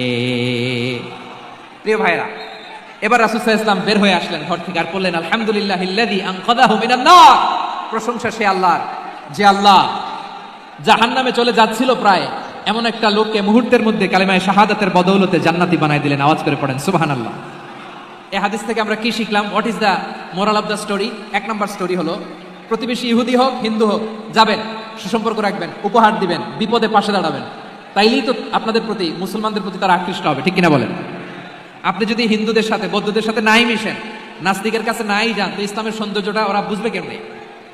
আমার অনেক হিন্দু পরিচিত ভাই আছে, ওরা আমাদের ইফতারির প্রোগ্রামে এসে একসাথে ইফতারি করে। অনেক মদখোর আমার সাথে বসে একসাথে ডিনার করে, হাফ প্যান্ট পরা, গলায় স্বর্ণের চেইন, হাতে স্বর্ণের ব্রেসলেট, আইসা আমার সাথে ডিনার করছে, আছে এরকম। গাঁজাখোর, আমি বলে আসো, welcome welcome to my dinner, আসো বসো। বসলেই তো আমি ওর চিন্তার ডিএনএ চেঞ্জ করে দেওয়ার সুযোগ পাবো, চিল্লায় বলো ঠিক কিনা? আসতে হবে আমার কাছে। Hour door is open, the door of Islam is open 24/7। সবসময় আমাদের ইসলামের দরজা আমার অমুসলিম ভাইদের জন্য খোলা আছে না নেই? এই হাদিস থেকে দুইটা শিক্ষা। এক নম্বর শিক্ষা, প্রতিবেশী মুসলিম হোক অমুসলিম হোক, যান, অসুস্থ হইলে একটু আপেল নিয়ে যান, আঙ্গুর নিয়ে যান, কমলা নিয়ে যান, তাদের সাথে ভালো আচরণ করেন। ইসলামের বিউটি দেখে, সৌন্দর্য দেখে অবাক হবে, নসিব ভালো হলে কোনোদিন কালিমা পড়ে মুসলমান হয়ে যাবে, ঠিক কিনা বলেন? তাহলে অমুসলিমের সাথে ভালো সম্পর্ক। বিশ্বনবী ইহুদির বাড়িতে গেলেন, ইহুদির বাড়ি, আর আমার মুসলমান ভাই আমার কাফের বলে, এরকম আছে না নাই? মুসলিমরা দেখতে পারে না, সহ্য করতে পারে। বিশ্বনবী সাল্লাল্লাহু আলাইহি ওয়াসাল্লাম ইহুদির বাড়িতে গেলেন, এটা একটা শিক্ষা। আরেকটা শিক্ষা হলো, ভাইরা ধাক্কা মারে এসে সামনে এসে কি লাভ? প্রোগ্রাম তো শেষ হচ্ছে, এখনই শেষ হচ্ছে। তো এই যে আমাদের বকশি ভাই ওয়াদা নিল, হাত তোলালো, মিম বলে এত কথা বললো, তো আমি জেলায় জেলায় যে খালি হাত নাড়াই তোমাদের জন্য নাকি? হ্যাঁ, হাত নাড়াই শুধু, এই ধাক্কাইতে ধাক্কাইতে এদিকে এসে হাত নাড়াইতেছে, হয়েছে তো, দেখলাম তো, ঠিক আছে, মাশাআল্লাহ, অনেক সুশৃঙ্খল, অন্যান্য যে কোনো জেলার জন্য সুশৃঙ্খল। আমার দিকে তাকাও, আমার দিকে তাকাও, ঠিক আছে। এই যে দাঁড়িয়ে আছে, একটা ছেলে নড়ে না, দেখছেন? মাশাআল্লাহ মাশাআল্লাহ মাশাআল্লাহ। হ্যাঁ, এইভাবেই। আর কয়েকটা মজাদার কথা আছে, শোনো। এই হাদিস থেকে আমাদের শিক্ষা হলো, আমার প্রতিবেশী যেই ধর্মের হোক আমি সম্পর্ক রাখবো। অসুস্থ হলে যাবো, কি বলেন ভাইরা? যাবেন না? যাবেন না আপনারা? আচ্ছা, 2 নম্বর শিক্ষা হলো, বিষ্ণু ইসলামের খাদেম ছিল ইহুদি, এতদিন খেদমত করলো, একদিনও বিশ্বনবী ওর কালিমার দাওয়াত দেয় নাই। কারণ কি? বিশ্বনবী একটা ভালো সময়ের অপেক্ষা করতেছিলেন, প্রপার টাইমিং। দাঈর কাজ হচ্ছে দাঈ ইলাল্লাহ, সে হচ্ছে সুযোগ সন্ধানী। দাঈ সুযোগ খোঁজে, কখন দাওয়াত দিলে ব্যাটে বলে হবে, ঝুপ বুঝে কোপ মারে, ঠিক কিনা বলেন? বিষ্ণু ইসলাম ভালো সময়ের অপেক্ষা করতেছিলেন, দেখি ভালো সময় আসুক আসুক আসুক আসুক। আস্তে আস্তে এমন সময় আসছে, ছেলে এবার মুমূর্ষ। অসুস্থ ব্যক্তির হৃদয় অত্যন্ত নরম থাকে, হসপিটালে যখন কেউ যায় তার হৃদয়টা বড্ড নরম থাকে, মৃত্যুর ভয়ে তার অন্তরটা নরম থাকে, ঠিক কিনা বলেন? এই প্রপার টাইমিং এর অপেক্ষা করতেছিলেন, যখনই টাইমিং পেয়েছেন দাওয়াত দিলেন, পড়ো লা ইলাহা ইল্লাল্লাহ, সুবহানাল্লাহ পড়েন সবাই। তাহলে ইসলাম অমুসলিম প্রতিবেশীর সাথে ভালো আচরণ করতে বলে, ইসলাম অমুসলিম মাতা পিতার সাথেও ভালো আচরণ করতে বলে। মাতা পিতা যদি অমুসলিম হয় তারা ফেলে দিতে পারবেন? পারবেন? আমার লালমনিরহাটের ভাইরা, অনেক হিন্দু ছেলে আমাদের হাতে শাহাদা পড়ে মুসলিম হয়, কিন্তু ওর মা মুসলমান হয় নাই, বাবাও হয় নাই, এরকম আছে না নাই? তো ও হয়েছে মুসলিম, মা বাপ হিন্দু, এখন মা বাপ কি বাদ?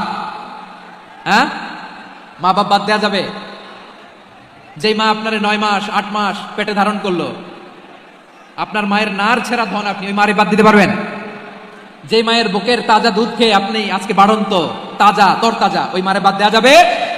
মায়ের এক ধারে দুধের দাম, কাটিয়া গায়ের চাম, পাপুষ বানাইলে ঋণের শোধ হবে না, এমন দরদি ভাবে কেউ হবে না আমার মাহা গো।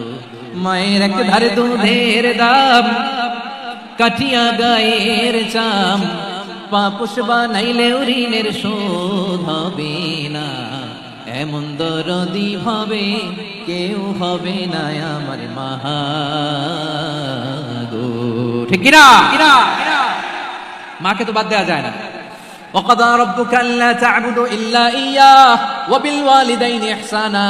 আল্লাহ বলে অবধারিত দুইটা ভার্ডিক্ট তোমাদের জন্য, এক আল্লাহর ইবাদত করবা আর মা বাবার প্রতি ইহসান করবা। আদেশটা কার? মা বাবার প্রতি ইহসান করতে হবে। আমার মা হিন্দু হোক ভালো আচরণ করতে হবে, বৌদ্ধ হোক ভালো আচরণ করতে হবে। আমার যে সমস্ত হিন্দু ভাইরা মুসলিম হয়েছে, তোমাদের মা বাবা এখনো মুসলমান হয় নাই, তাদের সাথে ভালো আচরণ করতে হবে। আপনাদের খেদমত নিজে করতে হবে অথবা খেদমতের ব্যবস্থা করাই দিতে হবে। মান্থলি যে খরচ লাগে এটা দিতে হবে। আরে তুমি এখন মুসলিম, তোমার মা বাবা হিন্দু, এখনই তো সুযোগ ইসলামের সৌন্দর্য দেখানো। এখন মা বাবা যদি দেখে আরে এটা হিন্দু থাকতে তো বদমাইশ ছিল, বেয়াদব ছিল, কি এমন ধর্ম সে গ্রহণ করলো যেটা গ্রহণের সাথে সাথে সে পাল্টে গেল? কি এমন ধর্ম সে গ্রহণ করেছে যেটা তার জীবনকে আলোকিত করে দিয়েছে? নসিব ভালো হইলে তারাও কালিমা পড়ে মুসলমান হয়ে যাবে। বিষ্ণু ইসা ইসলামের স্ত্রীর নাম ছিল আয়েশা রাদিয়াল্লাহু তাআলা আনহা, আবু বকর রাদিয়াল্লাহু তাআলা আনহুর মেয়ে। আবু বকর রাদিয়াল্লাহু তাআলা আনহুর আরেক মেয়ের নাম হচ্ছে আসমা। কি নাম? দুজনই আবু বকর রাদিয়াল্লাহু তাআলা আনহুর মেয়ে, আসমা আর আয়েশা। নাম দুটো কেমন লাগে? আসমা নামটা কেমন লাগে? আয়েশা নামটা কেমন লাগে? সবার ভালো লাগে নাই?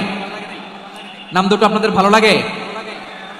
লালমনিরহাটে অনাগত যদি কন্যা সন্তান হয়, যদি মনে চায় আসমা রেখে দিতে পারবেন, যদি মনে চায় আয়েশা রেখে দিয়েন। দেশে বিদেশে এয়ারপোর্টে রাস্তাঘাটে শুধু বলে হুজুর একটা নাম দেন, আমার ছেলের একটা নাম দেন, মেয়ের একটা নাম দেন। আমার মনে আছে যশোরের আবদিনের মাহফিলে আমি একটা দুটা নাম দিয়েছিলাম। আজকে লালমনিরহাটের এই প্রোগ্রামে কন্যা সন্তান যদি হয় দুটা নাম দিলাম, আসমা কিংবা আয়েশা। ইনশাআল্লাহ পড়েন। দুজন বোন, এক মায়ের নাম, বাবা এক মা দুজন। আয়েশা রাদিয়াল্লাহু তাআলা আনহার মায়ের নাম উম্মে রুমান, আর আসমা রাদিয়াল্লাহু তাআলা আনহার মায়ের নাম কুতাইলা বিনতে আব্দুল উজ্জা। আবু বকর রাদিয়াল্লাহু তাআলা আনহু 4টা বিয়ে করেছিলেন। তো একই ঘটনা ঘটেছে এই ফ্যামিলিতে। আসমা ইসলাম ধর্ম গ্রহণ করে মুসলিমা, কিন্তু তার মা কুতাইলা মুশরিকা। আই রিপিট, বোঝার জন্য আমি আবারও বলি, আসমা রাদিয়াল্লাহু তাআলা আনহা মুসলিমা, আর আসমার মা কুতাইলা, আওয়াজ করে বুঝে থাকলে বলেন, আসমার মা মুশরিকা। তার মানে মেয়ে মুসলিম, মা অমুসলিম। ভেজাল আছে না নাই? কিন্তু কুতাইলা আর ধৈর্য ধারণ করতে পারে না। নার ছেঁড়া ধন, কলিজার টুকরা ধন, কলিজার টুকরা সন্তান আসমারে দেখতে বড্ড মন চায়। সাইয়েদনা আসমা রাদিয়াল্লাহু তাআলা আনহা মক্কা থেকে হিজরত করে মদিনায় চলে গেলেন। হুদাইবিয়ার পর যখন মক্কা মদিনার ট্রাফিক স্বাভাবিক হলো, মক্কার লোক মদিনায় যায়, মদিনার লোক মক্কায় আসে। কুতাইলা কলিজার টুকরা সন্তান আসমারে দেখার জন্য কিছু উপহার নিয়ে বিশাল মরুপথ পাড়ি দিয়ে মক্কা থেকে মদিনায় যায়। সুবহানাল্লাহ বলেন। এখন মা আসছে মেয়ের সাথে দেখা করতে, মেয়ে তো আর দেখা দেয় না। মেয়ে ভাবছে আমার মা তো মুশরিকা, অপবিত্রা, তার সাথে কি দেখা দেয়া যাবে? বিশ্বনবীর দরবারে চলে গেলেন। সুবহানাল্লাহ বলেন। কি সৌভাগ্যবান ছিল তারা! মাসলা জানার দরকার হলেই নবীর দরবারে চলে যেত। ঘরে বউয়ের সাথে ঝগড়া হলে নবীর দরবারে চলে যেত। অনেক সাহাবী বলে আমার পেটে ক্ষুধা লাগলো আমি নবীর কাছে চলে যেতাম, কারণ নবীর চেহারার দিকে তাকালেই আমার পেটের ক্ষুধা মিটে যেত। সাইয়েদনা আসমা রাদিয়াল্লাহু তাআলা আনহা বিশ্বনবীর কাছে চলে গেলেন, যে বললেন ইয়া রাসূলুল্লাহ ইয়া হাবিবাল্লাহ ইন্না উম্মি কাদিমাতুন ইলাইয়া ওয়া হিয়া রাগিবা। আমার মা মক্কা থেকে অনেক দূর মরুর পথ পাড়ি দিয়ে উপহার সামগ্রী নিয়ে মদিনায় আমার সাথে দেখা করতে এসেছে গো নবী। আমার জানতে বড্ড ইচ্ছে হয় আমি আমার মুশরিকা মায়ের সাথে একটু দেখা করতে পারবো কিনা। আফা আসিলুহা, আগে যেমনি আমি আমার মায়ের সাথে ভালো আচরণ করতাম যেমনি আমি আমার মায়ের সাথে সদাচরণ করতাম গো নবী, এখন আমি মুসলিমা, মা মুশরিকা, এখনো কি আগের মতো সদাচরণ করতে পারবো নাকি? বিশ্বনবী বললেন, নাম সিদিহা, হ্যাঁ রে আসমা, অবশ্যই অবশ্যই, আগে ঠিক যেমন তুমি তোমার মায়ের সাথে ভালো আচরণ করতে, এখনো তেমনি আগের মতো ভালো আচরণ করবা। আওয়াজ করে পড়েন সুবহানাল্লাহ। কি ইসলাম আমরা পেয়েছি! কত ব্রড মাইন্ডেড আমাদের ইসলাম, কত ওপেন মাইন্ডেড ইসলাম, কত ওপেন আপ করতে পারে, চিন্তা করতে পারেন। বিষ্ণু বললেন, হ্যাঁ অবশ্যই, নাম সুলিহা, আগে যেমনি ভালো আচরণ করছো আসমা, এখন ওইরকমই করো, পারলে আরো বাড়াই করো। সুবহানাল্লাহ বলেন। তাহলে আমার যে হিন্দু ভাইরা, হিন্দু বোনেরা, ইমানের বদৌলতে দৌলতে আপনি ধন্য হয়েছেন, আপনার আম্মা আব্বা এখন মুসলমান হয় নাই, তাদের জন্য দোয়া করেন, তাদের জন্য দোয়া করেন, আল্লাহ যেন তাদেরকেও ইমানের দৌলত দান করে। আমরা সবাই পড়ি আমিন, আরো জোরে পড়েন আমিন। এখন বলেন, ইসলাম কি ন্যারো মাইন্ডেড রিলিজিয়ান না ব্রড মাইন্ডেড? লালমনিরহাটের যুবক ভাইরা আওয়াজ করো, ইসলাম কি ন্যারো মাইন্ডেড না ব্রড মাইন্ডেড? কতটা ব্রড মাইন্ডেড দেখেন। বিশ্বনবী সাল্লাল্লাহু আলাইহি সাল্লাম অমুসলিমরা যদি নবীকে উপহার দিত, ওই উপহারও বিশ্বনবী গ্রহণ করতেন। সুবহানাল্লাহ পড়েন। আপনার অমুসলিম বন্ধু যদি উপহার দেয়, সেটাও আপনি নিতে পারবেন, যেটা নেওয়া জায়েজ। কিন্তু আপনার বন্ধু যদি আপনার মদের বোতল দেয়, নিতে পারবেন? হ্যাঁ, মদের বোতল দিলে পারবেন না।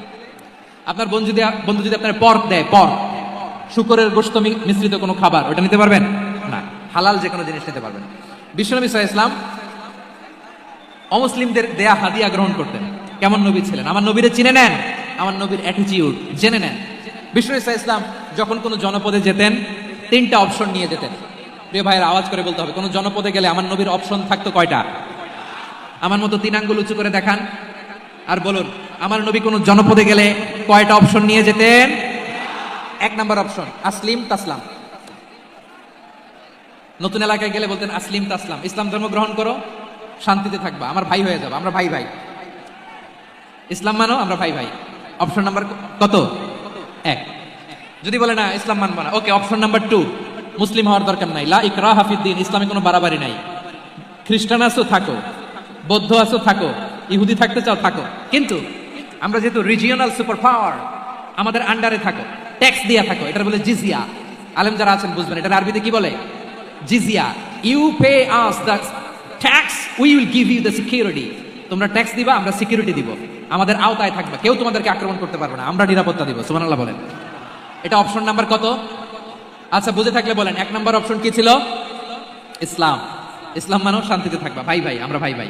অপশন নাম্বার 2, ট্যাক্স দাও, আমরা নিরাপত্তা দিব, মুসলিম হওয়া লাগবে না। এখন 1 নাম্বারও মানে না, 2 নাম্বারও মানে না, মুসলিম হবো না, ভালো, খ্রিস্টান থাকো, ট্যাক্স দাও, আমরা সিকিউরিটি দিব না, এটাও মানি না। বিষ্ণু বলেন, তাহলে তলোয়ার আমাদের আর তোমাদের মাঝে ফায়সালা করবে। মুসলিমও হবে না, ট্যাক্স দিবা, নিরাপত্তা দিব, আমরা সুপার পাওয়ার, আমাদের আন্ডারে থাকবে, এটাও না। তাহলে তোমাদেরকে তো আমরা বিশ্বাস করতে পারি না, কখন না কখন বিশ্বাসঘাতকতা করো, কার সাথে মিলে হাত মিলাও, তলোয়ার আমাদের মাঝে ফায়সালা করবে। তখন তিনি জেহাদের সশস্ত্র সংগ্রামের ঘোষণা দিতেন। সুবহানাল্লাহ পড়েন। দেখেন, পশ্চিমারা জেহাদকে এইভাবে চিত্রায়িত করে না। ওরা জেহাদ বলতে বোঝায় তলোয়ার, হাত কাটো, গলা কাটো, না। জেহাদ সশস্ত্র সংগ্রাম 3 নম্বরে। অধিকাংশ ক্ষেত্রেই বিশ্বনবীর সুন্দর আচরণ দেখে, আরে আমার নবীর যে নুরানি চেহারা, অনেকে তো কেবল সিরেফ চেহারাটা দেখে কালিমা পড়ে মুসলমান হয়ে গিয়েছে। যারা মুসলিম হয় নাই, তারা তাদের ইসলামেই বলবৎ ছিল, ট্যাক্স দিয়ে ইসলামের আন্ডারে ছিল। যারা এটাও মানে নাই, ওইটাও মানে নাই, তাদের বিরুদ্ধে জেহাদ। বিষ্ণু ইসলাম 7ম হিজরিতে যখন খায়বার বিজয়ের পরে ইসলাম রিজিওনাল সুপার পাওয়ার হিসেবে আত্মপ্রকাশ করলো, বিশ্বনবী চিঠি লিখলেন অন্যান্য সুপার পাওয়ারের কাছে, রাষ্ট্রীয় চিঠি লেখে এক রাষ্ট্রপ্রধান আরেক রাষ্ট্রপ্রধানের কাছে, ঠিক কিনা বলেন? জানেন না আপনারা? এই যে 24-এর ছাত্র নাগরিক অভ্যুত্থানে, এই অভ্যুত্থান যখন শুরু হয়, আমি তখন সাউথ আফ্রিকাতে একটা স্ট্যাটাস দিয়েছিলাম, কোটা নয়, গোটা দেশ সংস্কার করা লাগবে। শুধু বাংলাদেশ নয়, সারা বিশ্বের বাংলা ভাষাভাষী লোকেরা এই আন্দোলনের সাথে সমর্থন তারা করেছে, এটাকে সাপোর্ট করেছে, তারা সমর্থন দিয়েছে। আমাদের ইউনাইটেড আরব আমিরাতের বাংলাদেশি ভাইরা, তারা সেখানে রাস্তায় নেমে এসেছিল, জানেন? ওইখানে ডেমনস্ট্রেশন করা যায় না, সেখানকার সরকার তাদেরকে যাবজ্জীবন দিয়েছিল। তখন আমাদের এই যে প্রধান উপদেষ্টা ডক্টর মোহাম্মদ ইউনূস সরাসরি G2G বলে, এটা G2G, government to government, G2G, উনি চিঠি লিখলেন যে তাদেরকে, ইউর হাইনেস, হে সম্মানিত আমির, আপনি আমার এই চিঠির কারণে আমার সম্মানে এই 53 জন বাংলাদেশিকে মাফ করে দেন। এই চিঠির বদৌলতে বেকসুর খালাস পেয়ে গিয়েছিল আমাদের ভাইরা, জানেন না এই ঘটনা আপনারা? তাহলে গভর্নমেন্ট টু গভর্নমেন্ট চিঠি দেওয়া হয়, সপ্তম হিজরিতে বিষ্ণু ইসলাম সব সুপার পাওয়ারের কাছে চিঠি দিলেন, রোমান সম্রাটের কাছে, পারস্য অধিপতির কাছে, মিশরের অধিপতির কাছে, সবার কাছে চিঠি লিখলেন। চিঠির ভাষা ছিল এরকম, মিন মুহাম্মাদিন রাসূলিল্লাহ ইলা মুকাওকিস আযীমিল কিবত, মুহাম্মদ রাসূলুল্লাহর পক্ষ থেকে মিশরের বাদশার কাছে, আসলিম তাসলাম, ইসলাম মানে শান্তিতে থাকবা, সালামুন আলা মান ইত্তাবা আল হুদা, শান্তি তার জন্য যে হেদায়েতের অনুসরণ করে। সুবহানাল্লাহ পড়েন। তো এই চিঠি অনেকে ভালোভাবে রিসিভ করেছে, অনেকে এই চিঠি পাওয়ার পরে নবীর কাছে আবার ইন রিটার্ন উপহার পাঠিয়েছে। কি পাঠিয়েছে? উপহার। মিশরের বাদশা মুকাওকিস তিনি বিশ্বনবীকে বিশাল এক উপহারের ডালি পাঠিয়েছেন। মিশরের বাদশা মুকাওকিস ছিলেন ধর্মে খ্রিস্টান। লালমনিরহাটের ভাইয়েরা আওয়াজ করে বলেন, মিশরের বাদশা ধর্মে কি ছিল? খ্রিস্টান। কি উপহার দিয়েছিল আমার নবীকে? শুনতে মনে চায়? আওয়াজ নাই লালমনিরহাটের গলায়, শুনতে মনে যায়? 1000 স্বর্ণমুদ্রা, 1000 স্বর্ণমুদ্রা, 2টা খ্রিস্টান দাসী, একজনের নাম মারিয়া বিনতে শামাউন আল কিবতিয়া, আরেকজনের নাম সিরিন বিনতে শামাউন আল কিবতিয়া। একজন খ্রিস্টান দাস 20 থান কাপড় জামা বানানোর জন্য, আমরা নবী যেন সেলাই করে জামা বানাতে পারে এজন্য 20 থান কাপড়, 20 থান ফাইন গার্মেন্ট, সুবহানাল্লাহ বলবেন না? এরপরে একটা গাধা যেটার নাম ছিল উফাইর, আর একটা খচ্চর, এটার নাম ছিল দুলদুল। খচ্চর চিনেন? গাধা আর ঘোড়ার ক্রসিং এ যে প্রাণীটা দুনিয়াতে আসে সেটার খচ্চর বলে।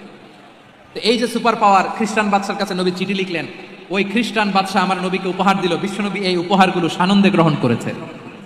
সুবহানাল্লাহ পড়বেন না? তাহলে অমুসলিম কেউ যদি আপনাকে উপহার দেয়, হালাল উপহার হলে আপনি গ্রহণ করতে পারবেন। অনুরূপভাবে পারস্যের বাদশাহ রোম সম্রাট বিশ্বনবীকে উপহার পাঠিয়েছেন, আমার নবী সবগুলো উপহার গিফট গ্রহণ করেছেন। সুবহানাল্লাহ বলেন। তাহলে প্রিয় লালমনিরহাট আওয়াজ করে বলুন, ইসলাম কি ন্যারো মাইন্ডেড রিলিজিয়ন না ব্রড মাইন্ডেড? আম্মাজান আয়েশার কাছে মাসালা জানতে চায় মেয়েরা, হে আম্মাজান, অগ্নি উপাসকেরা তাদের ঈদের দিন নওরোজের সময় আমাদেরকে পাখি দেয়, নেওয়া যাবে? উনি বললেন, ওরা জবাই করে দিলে নেওয়া যাবে না, কিন্তু ওরা যদি ফলমূল এরকম খাবার দেয় এগুলো নেওয়া যাবে। তার মানে অমুসলিমদের দেয়া উপহার এটা গ্রহণ করা যায়। সুবহানাল্লাহ বলেন। শুধু তাই নয়, বিষ্ণু ঈসা ইসলাম অমুসলিমদের সাথে আর্থিক লেনদেনও করেছেন, ফিনান্সিয়াল ডিলিং করেছেন। অমুসলিমদের সাথে প্রয়োজনে আপনি ফিনান্সিয়াল ডিলিং করতে পারবেন। আমরা প্রায় দেখি বাজারের মিষ্টির দোকানগুলো আমার হিন্দু ভাইদের। লালমনিরহাটে মিষ্টির দোকান, দইয়ের দোকান কারা চালায়? হিন্দুরা চালায় না? তারপরে যে বারবার শপ চুল কাটে যে নাপিত, অধিকাংশ নাপিতের দোকানে কারা? আমার হিন্দু ভাইরা। তা আপনি চুল কাটতে পারবেন কিনা? পারবেন কিনা বলেন? পারবেন। তার দোকান থেকে দই মিষ্টি কিনতে পারবেন কিনা? হ্যাঁ, আমার মুসলিম ভাইয়ের দোকান থাকলে ওইটার আমি বেশি প্রায়োরিটি দিব, ঠিক কিনা? কিন্তু যদি তাদের সার্ভিস নিতে চান, প্রোডাক্ট নিতে চান, পারবেন। তার দলিল সহিহ বুখারী, আম্মা জান আয়েশা রাদিয়াল্লাহু তাআলা আনহা বলেন, ইশতারা রাসূলুল্লাহ সাল্লাল্লাহু আলাইহি ওয়াসাল্লাম মিন ইয়াহুদিয়িন তুআমান ওয়া রাহানাহু দিরআহু মিন হাদিদ। রাসূল সাল্লাল্লাহু আলাইহি ওয়াসাল্লাম এক ইহুদির কাছ থেকে, কার কাছ থেকে? সবাই বলে নাই, কার কাছ থেকে? আমার নবী, পেয়ারা নবী এক ইহুদির কাছ থেকে জব কিনেছিল, জব, বার্লি, যেটা দিয়ে রুটি বানায়। ওই জবের দাম দেওয়ার টাকা পয়সা নবীর কাছে ছিল না, ফলে নবী ওনার একটা পোশাককে মর্গেজ রেখেছিলেন, মর্গেজ, বন্ধক, যে এখন এটার দাম দিতে পারবো না, কয়েক কেজি বার্লি নিয়ে যাই আর বন্ধক হিসেবে আমার জামাটা রেখে গেলাম, যেদিন দাম দিব ওই দিন জামাটা ছুটাই নিয়ে যাবো। সুবহানাল্লাহ পড়বেন না? বাকিতে নিছিলেন, বাকিতে। দিরআহু মিন হাদিদ, লোহার তৈরি বর্ম, মানে যুদ্ধের পোশাক, লোহা দিয়ে বানানো। বিষ্ণুনবী বললেন, কয়েক কেজি জব দাও, টাকাটা পরে দিব, এখন টাকা নাই, বন্ধক হিসেবে, মর্গেজ হিসেবে আমার জামা রেখে গেলাম, যখন টাকা দিব জামা ছুটাই নিব। আওয়াজ করে বলতে হবে সুবহানাল্লাহ। এ থেকে বোঝা গেল অমুসলিমদের সাথে ফিনান্সিয়াল ডিলিং করা যায়, অর্থনৈতিক লেনদেন করা যায়, কেনাবেচা করা যায়, প্রোডাক্ট কেনা যায়। এমনকি আমাদের মসজিদে নববীতে বারান্দায় আপনারা একটা অটোমেটিক ফ্লাইং আমব্রেলা দেখছেন? সূর্য যখন বাড়ে মসজিদে নববীর বারান্দায় ইয়ার্ডের মধ্যে অটোমেটিক্যালি কিছু আমব্রেলা আছে, শাঁ করে খুলে যায়, আর সূর্যের তাপ লাগে না। আবার সন্ধ্যাবেলায় এই আমব্রেলাগুলো ওরা ক্লোজ করে ফেলে, দেখেন নাই না? দেখছেন? এই মসজিদে নববীকে সর্বোচ্চ উন্নত মানের কনস্ট্রাকশন ইনফ্রাস্ট্রাকচারে ডেভেলপ করার জন্য কর্তৃপক্ষ কিছু অমুসলিম ইঞ্জিনিয়ারের, ডিজাইনারের সহায়তা নিয়েছিল। সুবহানাল্লাহ বলেন। কোন দলিলের ভিত্তিতে? এই দলিলের ভিত্তিতে যে বিষ্ণু ঈসা ইসলাম অমুসলিমদের সাথেও লেনদেন করেছেন। আওয়াজ করে বলতে হবে আল্লাহু আকবার। শুধু তাই নয়, ইন কেস অফ ইমার্জেন্সি, প্রয়োজনে ইসলামের খাতিরে, ইসলামকে সামনের দিকে এগিয়ে নিয়ে যাওয়ার জন্য অমুসলিমদের সাপোর্ট নেওয়া জায়েজ আছে। সুবহানাল্লাহ বলেন। অমুসলিমদের সাপোর্ট নেয়া, তাদের থেকে অর্থ নেয়া, পলিটিক্যাল সাপোর্ট, পলিটিক্যাল অ্যাসাইলাম নেওয়া যায়। আমাদের অনেক বিশ্ববরেণ্য দায়ীরা আমেরিকায় অস্থায়ীভাবে অ্যাসাইলাম নিয়ে থাকে, নিজের দেশে গেলে ফাঁসিতে ঝুলাই দিবে। যুগ যুগ ধরে দায়ীদের উপর এরকম অত্যাচার আর নির্যাতন আছে না নাই? মিশরের অনেক দায়ীরা পাশ্চাত্যে যেয়ে থাকে, এই যে তারা পলিটিক্যাল অ্যাসাইলাম নিয়ে থাকে, রাজনৈতিক আশ্রয়, এটা জায়েজ আছে না? এটা যে জায়েজ আছে তার প্রমাণ স্বয়ং বিশ্বনবী সাল্লাল্লাহু আলাইহি ওয়াসাল্লাম পলিটিক্যাল সাপোর্ট নিয়েছিলেন অমুসলিমদের কাছ থেকে। সুবহানাল্লাহ বলেন। খুব মজাদার একটা ঘটনা, শুনবেন? আপনাদের আগ্রহ দেখে তো মনে হয় না শোনার ইচ্ছা আছে। আছে আছে, গলায় জোর আছে। লিল্লাহে তাকবীর, লিল্লাহে তাকবীর, নারায়ে তাকবীর। মাশাআল্লাহ।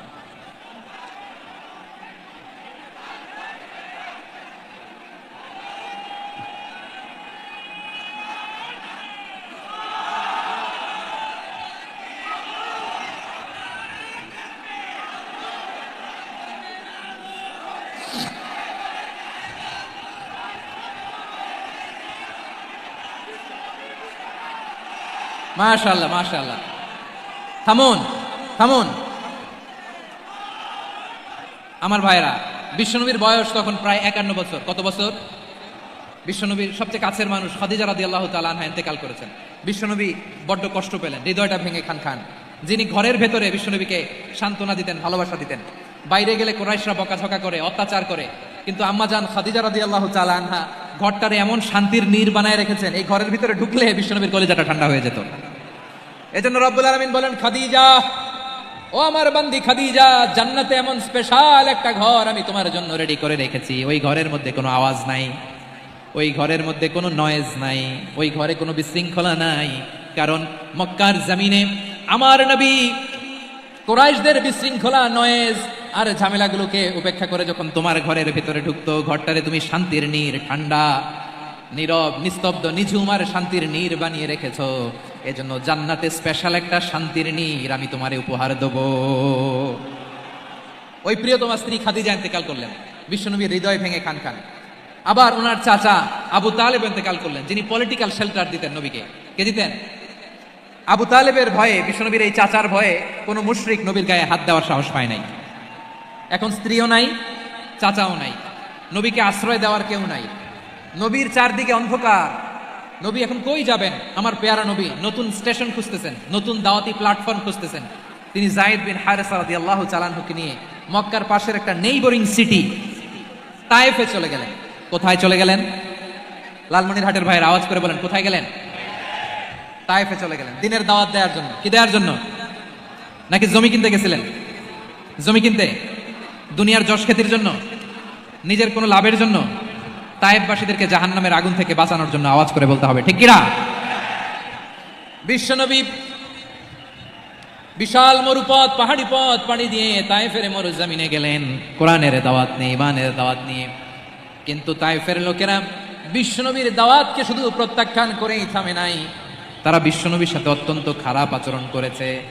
বিশ্বনবীকে শারীরিকভাবে হেনস্থা করেছে, আমার নবীকে শারীরিকভাবে অত্যাচার করেছে, আমার পেয়ারা নবীর গায়ে পাথর মেরেছে, বিশ্বনবীর গা বেয়ে ঝরঝর করে রক্ত ঝরেছে, নবী জামিনের মধ্যে লুটিয়ে পড়েছেন, আবার মেরেছে, আবার নবী হাঁটতে শুরু করলেন, পেছন থেকে আবার মেরেছে, আবার নবী রক্তাক্ত হয়ে জামিনের মধ্যে লুটিয়ে পড়লেন, আবার মেরেছে। বিশ্বনবীর মতো এত সুশ্রী মানব, বিশ্বনবীর মতো এত শুভ্র মানব, বিশ্বনবীর মতো এমন চমৎকার দেহাবয়ব দিয়ে রব্বুল আলামিন কাউকে বানান নাই। এরকম চমৎকার মানুষটাকে তারা তায়েফের ওই জমিনে রক্তাক্ত করেছে। বিশ্বনবী দুনিয়ার কোনো স্বার্থের জন্য সেখানে যান নাই, নিজের কোনো লাভের জন্য, প্রাপ্তির জন্য যান নাই, তায়েফবাসীদের জাহান্নামের আগুন থেকে বাঁচাতে গিয়েছেন। ঠিক কিনা বলেন? খেয়ে না খেয়ে দিন প্রচারের কাজে নিজেকে দিয়েছ বিলিয়ে, তায়েফের কাফিরেরা চিনল না সে আলো, দুষ্ট ছেলেদের পিছু দিল লেলিয়ে, পাথরের আঘাতে ক্ষত বিক্ষত হয়ে সারা শরীর থেকে রক্ত ঝরে। হে রাসূল তোমাকে ভুলি আমি কেমন করে, হে রাসূল তোমাকে ভুলি আমি কেমন করে। পারেন না আপনারা? ধরুন আমার সাথে, হাজার ব্যথা বেদনার পরে ফিরে আসনি তুমি আপন ঘরে, দিনের আলো তুমি ছড়িয়ে দিতে, চলে গেলে মদিনায় মক্কা ছেড়ে। হে রাসূল তোমাকে ভুলি আমি কেমন করে, হে রাসূল তোমাকে ভুলি আমি কেমন করে। ঠিক কিনা বলেন? প্রিয় ভাইরা, তাইফের ছেলেরা নবীকে রক্তাক্ত করলো। আমার নবী কই যাবে? কই যাবে? মক্কায় জায়গা নাই, তাইফে জায়গা নাই। তাইফ থেকে ভারাক্রান্ত মন নিয়ে আমার নবী মক্কায় ফিরে আসলেন। বিশ্ব নবী মক্কায় ঢুকতে পারেন না। মক্কার মরুভূমির দিকে তাকিয়ে, উপত্যকার দিকে তাকিয়ে বিশ্বনবী ধা ধা করে কাঁদেন, ঝরঝর করে। নবীর চেহারা মোবারক থেকে চোখের পানিগুলো বেয়ে বেয়ে পড়ে। আমার জন্মস্থান, আমার শৈশব, কৈশোর, যৌবন কেটেছে এই মক্কায়। আমার এলাকায় আমি ঢুকতে পারি না। বিশ্বনবী মক্কার অনতি দূরে দাঁড়িয়ে জায়েদকে পাঠালেন, জায়েদ যাও দেখো কেউ আমাকে সাপোর্ট করার মতো আছে কিনা, যাও অমুকের কাছে যাও। জায়েদ গেলেন, তারাও প্রত্যাখ্যান করে ফিরিয়ে দেয়। বিশ্বনবী বললেন যাও অমুক লোকের কাছে যাও, তিনিও প্রত্যাখ্যান করে ফিরিয়ে দিলেন। কেউ বিশ্বনবীকে আশ্রয় দিতে রাজি হয় না। নিজ জন্মভূমিতে বিতাড়িত বিশ্বনবী, সর্বশেষ বিশ্বনবী বললেন যাও মুতঈম ইবনে আদির ঘরে যাও। মুতঈম ইবনে আদি মুশরিক, তার কাছে যাও। গেলেন, মুতঈম ইবনে আদি রাজি হয়ে গেল। সুবহানাল্লাহ বলেন। দেখেন, অনেক বিপদের সময়ও আমি নিজে সাক্ষী, সামাজিকভাবে, রাজনৈতিকভাবে কত ঝঞ্ঝা, কত ষড়যন্ত্র, কত কনস্পাইরেসি পাড়ি দিয়ে আমাদেরকে সামনে এগিয়ে যেতে হয়। এই শত্রুদের ভেতরেও একজনকে দাঁড় করিয়ে দেয় যে আল্লাহর কোরআনের জন্য রেডি হয়ে যায়। পড়েন সুবহানাল্লাহ। মুতঈম ইবনে আদি, আল্লাহ তার মনকে নরম করে দিলেন। মুতঈম বলে, মুহাম্মদ আমি তোমাকে আশ্রয় দিব। তার দুই ছেলেকে পাঠালেন, যাও খোলা তলোয়ার নিয়ে, স্কট দিয়ে, গার্ড অফ অনার দিয়ে মোহাম্মদকে মক্কায় ঢুকাও, আর বলো আমি আমান দেব। আমান কি দিব? আমান মানে সিকিউরিটি, নিরাপত্তা। সিকিউরিটি ছাড়া, আমান দেওয়া ছাড়া কেউ থাকতে পারতো না মক্কায়। দুই ছেলে বিষ্ণু ইসলামকে নিয়ে আসলো। নবী কাবার চারদিকে তাওয়াফ করলেন, নামাজ পড়লেন। আবু জাহেল, উতবা, শাইবা, ওয়ালিদ ইবনে মুগীরা সবাই দেখে, কেউ কিছু করতে পারে না। কারণ মুতঈম ইবনে আদি ঘোষণা দিয়েছেন, আমি মুহাম্মদকে আমান দিয়েছি, মুহাম্মদের গায়ে যেন কেউ স্পর্শ না করে। আওয়াজ করে পড়েন সুবহানাল্লাহ। নবীর এই বিপদকালে মুহূর্তে মুতঈমের হৃদয়টারে নরম করে দিল কে? আচ্ছা, লালমনিরহাটের ভাইরা বলেন, এই মুতঈম কি মুসলিম ছিল না মুশরিক? সবাই বলতে হবে মুসলিম না মুশরিক। তাহলে মুশরিকের কাছ থেকে নবী পলিটিক্যাল অ্যাসাইলাম, আধুনিক রাষ্ট্রবিজ্ঞানের ভাষায় পলিটিক্যাল অ্যাসাইলাম যেটাকে বলে, রাজনৈতিক আশ্রয়। উনার আমান বা নিরাপত্তার এই ঘোষণায় তিনি মক্কায় ঢুকলেন। যতদিন নিরাপত্তা ছিলেন। মুতঈম যখন মারা গেল, বিষ্ণু ইসলাম হিজরত করে মদিনায় চলে গেলেন। সুবহানাল্লাহ। কিন্তু মুতঈম যে বিশ্বনবীর উপকার করছে এটা বিশ্বনবী ভুলে নাই। আমাদের অনেকে আছে, উপকার করার পরে আর খেয়াল থাকে না, খাওয়ার পরে গলা দিয়ে নামলে আর খেয়াল থাকে না। এরকম আছে না নাই? আমার নবী ভুলে নাই। বদরের প্রান্তরে 70 জন কাফেরকে যখন বন্দী করে বিশ্বনবীর সামনে হাঁটু গেড়ে দাঁড় করানো হলো, বসানো হলো, 70 জন কাফের। কয়জন? বিশ্বনবী তাদের দিকে তাকিয়ে বললেন, সহিহ বুখারীর বর্ণনা, লাউ কানাল মুতঈম ইবনে আদি হাইয়ান সুম্মা কাল্লামানি হাউলা ইন্নাতনা লা তারাকতুহুম লাহু। বদরের প্রান্তরে 70 জন বন্দী কাফিরের দিকে তাকিয়ে আমার নবী বললেন, আজকে মুতঈম ইবনে আদি যদি বেঁচে থাকতো আর তোমাদের 70 জনের ব্যাপারে যদি মুতঈম এক বাক্যে একটা সুপারিশ করতো, তার সম্মানে আজকে তোদের সবাইকে আমি মাফ করে দিতাম। সুবহানাল্লাহ নাই? ওই যে চিল্লাচিল্লি যে কথা বোঝে নাই, কোন জিনিস মিস করছে ওরা নিজেরাও বোঝে নাই। বিশ্বনবী মুতঈমের এই সাহায্যের কথা বলে নাই। 70 জন মুশরিক হাঁটু গেড়ে বসা, নবী চাইলে এখনই এক্সিকিউশন অর্ডার দিতে পারে। তিনি বললেন, আজকে যদি মুতঈম বেঁচে থাকতো আর মুতঈম যদি তোদের জন্য সুপারিশ করতে, আবর্জনাগুলোর ব্যাপারে সুপারিশ করতে, আমি মুহূর্তেই তোদেরকে এমনি মাফ করে দিতাম। এবার বলেন, ইসলাম কি ন্যারো মাইন্ডেড না ব্রড মাইন্ডেড? শুধু তাই নয়, যাকে যে সম্মান দেয়ার আমার নবী দিতেন, হোক আস্তিক হোক নাস্তিক, হোক মুসলিম হোক অমুসলিম। বিষ্ণু ইসলাম যখন রোমান সম্রাটের কাছে চিঠি লিখেছেন, আমার প্রিয় লালমনিরহাটের ভাইরা, অল্প কয়েক মিনিট কয়েকটা জরুরি কথা বলবো। এদিকে তাকান, এদিকে তাকান। রোমান সম্রাটের কাছে বিশ্বনবী যখন চিঠি লিখলেন, মিন মুহাম্মদ রাসূলিল্লাহ ইলা হিরাকলা আযীমির রোম। মুহাম্মদের পক্ষ থেকে হিরাক্লিয়াসের কাছে, যিনি হচ্ছেন আযীমির রোম। এটা নবী নিজ থেকে বানায় লিখছেন, অতিরিক্ত সম্মান দিয়ে। কোন রাষ্ট্রপ্রধান যখন আসে তাদেরকে আমরা কি বলি জানেন? তার নামের শেষে HE এটা লিখতে হয়, H.E. মানে হিজ এক্সেলেন্সি। কি লেখে? হিজ এক্সেলেন্সি অথবা ইউর হাইনেস, ইউর ম্যাজেস্টি। দেখেন, বিশ্বনবী সাল্লাল্লাহু আলাইহি ওয়াসাল্লাম সব নবীদেরও নবী। তিনি একজন মুশরিক খ্রিস্টান সম্রাট রোমান সম্রাটের কাছে চিঠি লিখতে যায়, লিখতেছে ইলা হিরাকলা আযীমির রোম, হিরাক্লিয়াসের কাছে আমার চিঠি, যিনি রোমের আদিম, হিজ হাইনেস, মানে রোমের অনেক সম্মানিত এক বাহাদুর। আওয়াজ করে বলেন সুবহানাল্লাহ। তার মানে যাকে যে সম্মান দেয়ার এটা বিশ্বনবী দিতেন। এমনকি যেই ইহুদিরা ভালো ছিল এই ইহুদিদেরও প্রশংসা করেছেন বিশ্বনবী মুহাম্মদুর রাসূলুল্লাহ সাল্লাল্লাহু আলাইহি ওয়াসাল্লাম। এক ইহুদির প্রশংসা করেছেন বিশ্বনবী। ইহুদির কার? কার? আমি তো আমার ভাইয়ের প্রশংসা করি না, আমি তো এক আলেম আরেক আলেমরে স্পেস দেই না, আমি তো এক দায়ী আরেক দায়ীর সাথে বসতে চাই না। আমার নবী ইহুদির প্রশংসা করে। কার প্রশংসা? ওই ইহুদির নাম ছিল মুখাইরেক। সিরাত গ্রন্থ ঘাটলে পাবেন। তিনি বলেছেন মুখাইরেক খাইরু ইয়াহুদ, Mukhairiq is the best of the Jews. জুইশদের মধ্যে সে সবচেয়ে ভালো। কেন প্রশংসা করলেন তার? এর কারণ মদিনা চার্টারে কথা ছিল সব ধর্মের মুসলিম, মুশরিক, ইহুদিরা মিলে মদিনাকে রক্ষা করবে। কিন্তু তৃতীয় হিজরিতে যখন উহুদের যুদ্ধ শুরু হলো, সবার কথা ছিল যেই আক্রমণ করে আমরা মদিনাকে বাঁচাবো। কোন শহরকে বাঁচাবো? মদিনাকে। কিন্তু কুরাইশরা যখন অ্যাটাক করলো, ইহুদিরা আর আসে না, ইহুদিরা আর বেরোয় না। বিষ্ণু বললেন, ওহে ইহুদিরা, তোমরা না চুক্তি করলে আমার সাথে যে মদিনা বাঁচাতে সবাই ঝাঁপিয়ে পড়বো, আসো। একটা ইহুদিও বেরোয় না, কেউ আসে নাই সেদিন, একজন ছাড়া। তার নাম মুখাইরেক। তার নাম কি? মুখাইরেক বাহাদুরের মতো ঘোর সাওয়ার হয়ে বেরিয়ে গেলেন এবং বললেন, গোটা ইহুদি সাম্রাজ্যের একজনও যদি না আসে, আমি মুখাইরেককে কেউ ঘরে আটকে রাখতে পারবে না। বেরিয়ে আসলেন, এসে বললেন, আমি মুহাম্মদের পক্ষে যুদ্ধ করব। আমি মারা গেলে আমার সম্পদ আমার উত্তরাধিকারীরা পাবে না, আমার সম্পদ তোমরা মুহাম্মদকে দিয়ে দিবা। সুবহানাল্লাহ বলেন। উহুদের ময়দানে 70 জন মুসলমান শহীদ হলো। এই ইহুদি সেও মুসলমানের পক্ষে যুদ্ধ করে নিহত হলো। সুবহানাল্লাহ বলেন। মুসলিমদের লাশ যখন নিয়ে আসা হলো, এই মুখাইরিকের লাশও নিয়ে আসা হলো। মুসলিমদের লাশের পাশে মুখাইরিকের লাশ দেখে বিশ্বনবী মুখাইরিকের প্রতি অনেক খুশি হলেন। আর বিশ্বনবী খুশি হয়ে বললেন, মুখাইরিক খায়রু ইয়াহুদ, মুখাইরিক যদিও তুমি ইহুদি, তারপরে তুমি সব ইহুদিদের মধ্যে সেরা ইহুদি। পড়েন সুবহানাল্লাহ। আমার নবী ইহুদিকেও সম্মান দিতে কার্পণ্য করে নাই। আওয়াজ করে বলেন আল্লাহু আকবার। প্রিয় ভাইরা, এবার সর্বশেষ আওয়াজ করে বলেন, ইসলাম কি ন্যারো মাইন্ডেড নাকি ব্রড মাইন্ডেড? সবাই বলেন, ন্যারো মাইন্ডেড না ব্রড মাইন্ডেড?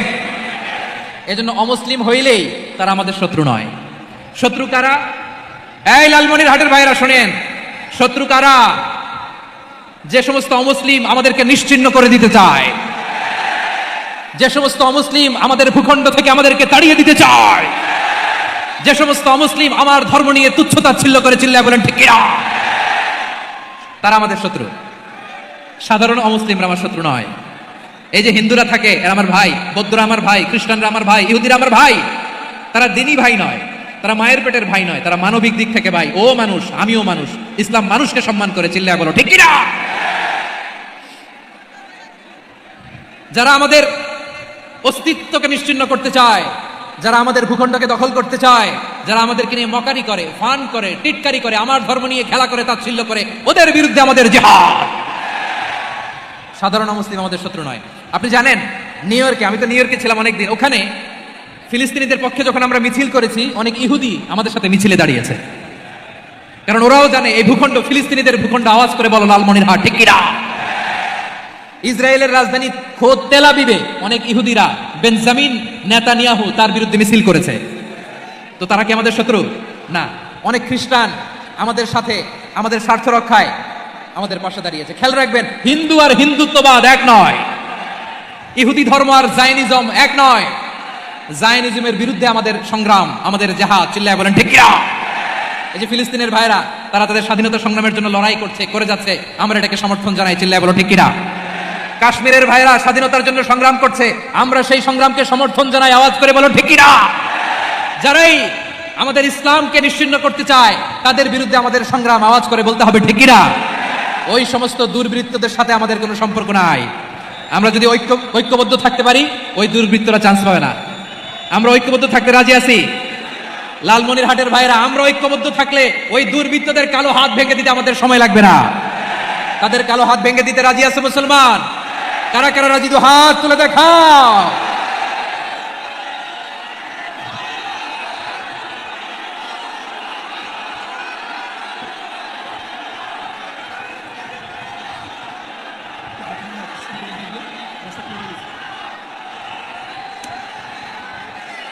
আমার প্রাণ প্রিয় লালমনিরহাটের ভাইরা, শত্রু কাফের আর অশত্রু কাফেরের মধ্যে পার্থক্য আছে না নাই?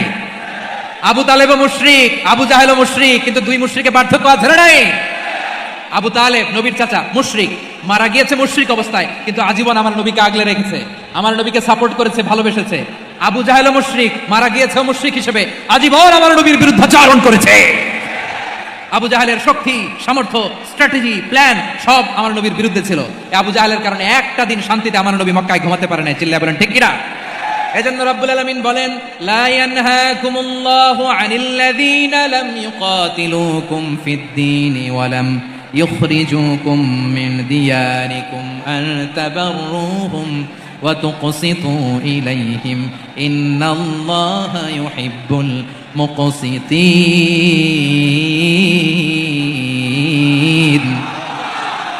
আল্লাহ বলে, গোলামেরা শোনো শোনো, যে সমস্ত অমুসলিম তোমাদের সাথে ধর্মযুদ্ধে লিপ্ত হয় না, তোমাদের বিরুদ্ধে যে সমস্ত মুসলিম অস্ত্র ধরে না, যে সমস্ত মুসলিম তোমাদেরকে তোমাদের জন্মস্থান থেকে, ভূখণ্ড থেকে তাড়িয়ে দেয় না, তাদের সাথে ভালো আচরণ করতে আমি আল্লাহ নিষেধ করি নাই। তাদের সাথে সদাচরণে কোনো নিষেধাজ্ঞা নাই, বরং তাদের সাথে সদাচরণ করো, এটাই আমি আল্লাহ চাই। তাহলে আমার যে অমুসলিমরা আমাদের সাথে শত্রুতা করে না, তুচ্ছতাচ্ছিল্য করে না, আমাদের ভূমি থেকে আমাদেরকে উচ্ছেদ করতে চায় না, আমাদের বিরুদ্ধে অস্ত্র ধরে না, ওই অমুসলিম ভাইদের সাথে আমাদের কোনো দ্বন্দ্ব আছে? কোনো বিরোধ আছে? বরং আছে ভালোবাসা। বরং আছে কি? এই ভালোবাসা দিয়ে আমরা বিশ্ব জয় করবো। রাজি আছে মুসলমান? আমাদের পুঁজি ভালোবাসা। আমাদের পুঁজি কি? এবার আওয়াজ করে বলেন, আমার এই পুরো আলোচনা থেকে the religious coexistence, peaceful coexistence, শান্তিপূর্ণ সহাবস্থান, কমিউনাল হারমোনি, এই সাম্প্রদায়িক সম্প্রীতি, এই আলোচনা থেকে কি বুঝলেন? ইসলাম কি ন্যারো মাইন্ডেড না ব্রড মাইন্ডেড? এই ব্রড মাইন্ডেড হৃদয় নিয়ে, ভালোবাসা দিয়ে আমরা বিশ্ব জয় করতে চাই। রাজি আছেন? আল্লাহ কবুল করুক, আমরা সবাই পড়ি আমিন। লালমনিরহাটের জেলা স্টেডিয়ামে আমার প্রিয় মায়েরা, বোনেরা, আপনাদের জন্য একটা হাদিস বলে শেষ করব। বিশ্বনবী বলেন, আমার মায়েরা খেয়াল করে শুনুন, বিশ্বনবী আপনাদের উদ্দেশ্য করে বলেন, আল মারআতু ইযা সাল্লাত খামসাহা ওয়া সামাত শাহরাহা হাফিজাত ফুরুজাহা আতাআত বা'লাহা ফালতাদখুল মিন আইয়ি আবওয়াবিল জান্নাতি শাআত। বিশ্বনবী বলেন, ও রমণীরা, ও নারীরা, যে সমস্ত নারী এই চারটা কাজ করবে, এই চারটা কাজের গ্যারান্টি দিবে, তাদেরকে জান্নাতের 8টা দরজার গ্যারান্টি দেয়া হবে। কি চারটা কাজ? এক নাম্বার, আল মারআতু ইযা সাল্লাত খামসাহা, যে নারী 5 ওয়াক্ত নামাজ পড়ে। কি করে? জেলা স্টেডিয়ামে অবস্থানরত আমার নারীরা, বোনেরা, বিশ্বনবী আপনাদেরকে 4টা কাজের কথা বলেছেন, খুব বেশি না। 4টা করলে 8 জান্নাতের দরজা সব খোলা। কোনটা দিয়ে যাবেন? যেটা দিয়ে মনে চায়। 1 নাম্বার 5 ওয়াক্ত নামাজ। আমার বোনেরা জোহরের নামাজ পড়তে পড়তে এটা আসরে নিয়ে যায়, আসর পড়তে পড়তে এটা মাগরিবে নিয়ে যায়। এরকম আছে না নাই? লালমনিরহাটে হয়তো নাই। আমার বোনেরা এটা করবেন না। ইন্নাস সালাতা কানাত আলাল মুমিনিনা কিতাবাম মাওকুতা, সময় মতো করবেন। সামাত শাহরা, রমাদানের রোজাগুলো রাখবেন। হাফিজাত ফুরুজাহা, যে নারী তার চরিত্রকে হেফাজত করে, তার প্রাইভেট হেফাজত করে, তার লজ্জাস্থান হেফাজত করে। ও মায়েরা, আপনার এই গর্ভ যে কত দামি আপনি জানেন না। আপনার এই গর্ভ থেকে জন্মাবে আগামী সালাহুদ্দিন আল আইয়ুবী। আপনার গর্ভ থেকেই জন্মাবে ইমাম আল মাহদি আল মুনতাদা। আপনার পেট থেকে জন্মাবে আবু সাইদের মতো বীর সৈনিক। আপনার পেট থেকে জন্মাবে মুগ্ধের মতো বীর মুজাহিদ। আপনি জানেন না কে আসবে আপনার পেট থেকে। সময়টাকে কাজে লাগান, ইসলামকে বুঝেন, মানেন, আমাদের ইসলামিক লেকচারগুলো শোনেন, আমরা যে বার্তাগুলো, ইনস্ট্রাকশনগুলো, দিক নির্দেশনাগুলো আপনাদের খেদমতে রাখি, এগুলো মেনে চলুন। আপনিই পারেন আপনার ঘরটাকে জান্নাতের টুকরা বানাতে। একটা family, it's a very big institution and you are the MD, the managing director of this institution. চিল্লায় বলেন ঠিক কিনা? চাইলেই পারেন ঘরটারে জান্নাতের টুকরা বানাতে। 5 ওয়াক্ত সালাত, রমাদানের রোজা, নিজের চরিত্রের হেফাজত, ও আতাআত বা'লাহা, স্বামীর আনুগত্য। এটাতে অনেকে ভুল করে থাকে। হায় রে আমার বোনেরা, স্বামীর আনুগত্যকে এটা নিজের অপমান মনে করবেন না। আপনার স্বামী আপনার সবচেয়ে বড় গার্ডিয়ান, তিনি আপনার সবচেয়ে ভালো চায়। নারী কখনো গার্ডিয়ানশিপের বাইরে থাকতে পারে না। হয় আপনি বাবার গার্ডিয়ানশিপের ভেতরে, বাপ না থাকলে ভাই আপনার গার্ডিয়ান, ভাই না থাকলে চাচা গার্ডিয়ান, বিয়ের পরে আপনার স্বামী আপনার গার্ডিয়ান। শরিয়া সম্মত স্বামীর আদেশগুলো আপনি মেনে চলবেন, কিন্তু শরিয়া বিরুদ্ধ কোনো আদেশ মানতে আপনি বাধ্য নয়। আওয়াজ করে বলুন সবাই ঠিক কিনা? এই 4টা কাজ যদি কোনো নারী করে, বিশ্বনবী বলেন জান্নাতের 8টা দরজা খোলা। তোমার যেটা দিয়ে মনে চায় সেটা দিয়ে জান্নাতে তুমি এন্ট্রি নিতে পারবা। আমরা এখানে লালমনিরহাটের সোহরাওয়ার্দী ময়দানে আজকে যেমন একত্রিত হতে পারলাম, আল্লাহর জান্নাতের জন্য একত্রিত হতে পারে। আল্লাহ তুমি তৌফিক দান করো। আল্লাহ আমার এই কলিজার টুকরা যুবক ভাইদেরকে তুমি ওমরে ফারুকের মতো কবুল করো। জেলা স্টেডিয়ামে অবস্থানরত আমার মা বোনদেরকে তুমি ফাতেমার মতো, খাদিজার মতো কবুল করো। আমাদের কলিজার টুকরা সন্তানদেরকে তুমি সালাহুদ্দিন আল আইয়ুবীর মতো কবুল করো। এই যে ইসলামিক সোসাইটি লালমনিরহাটকে আল্লাহ তুমি কবুল করো। আল্লাহ যে কথাগুলো বললাম এগুলো প্রথমে আমাকে, আমার সব ভাইদেরকে আমল করার তৌফিক দান করো।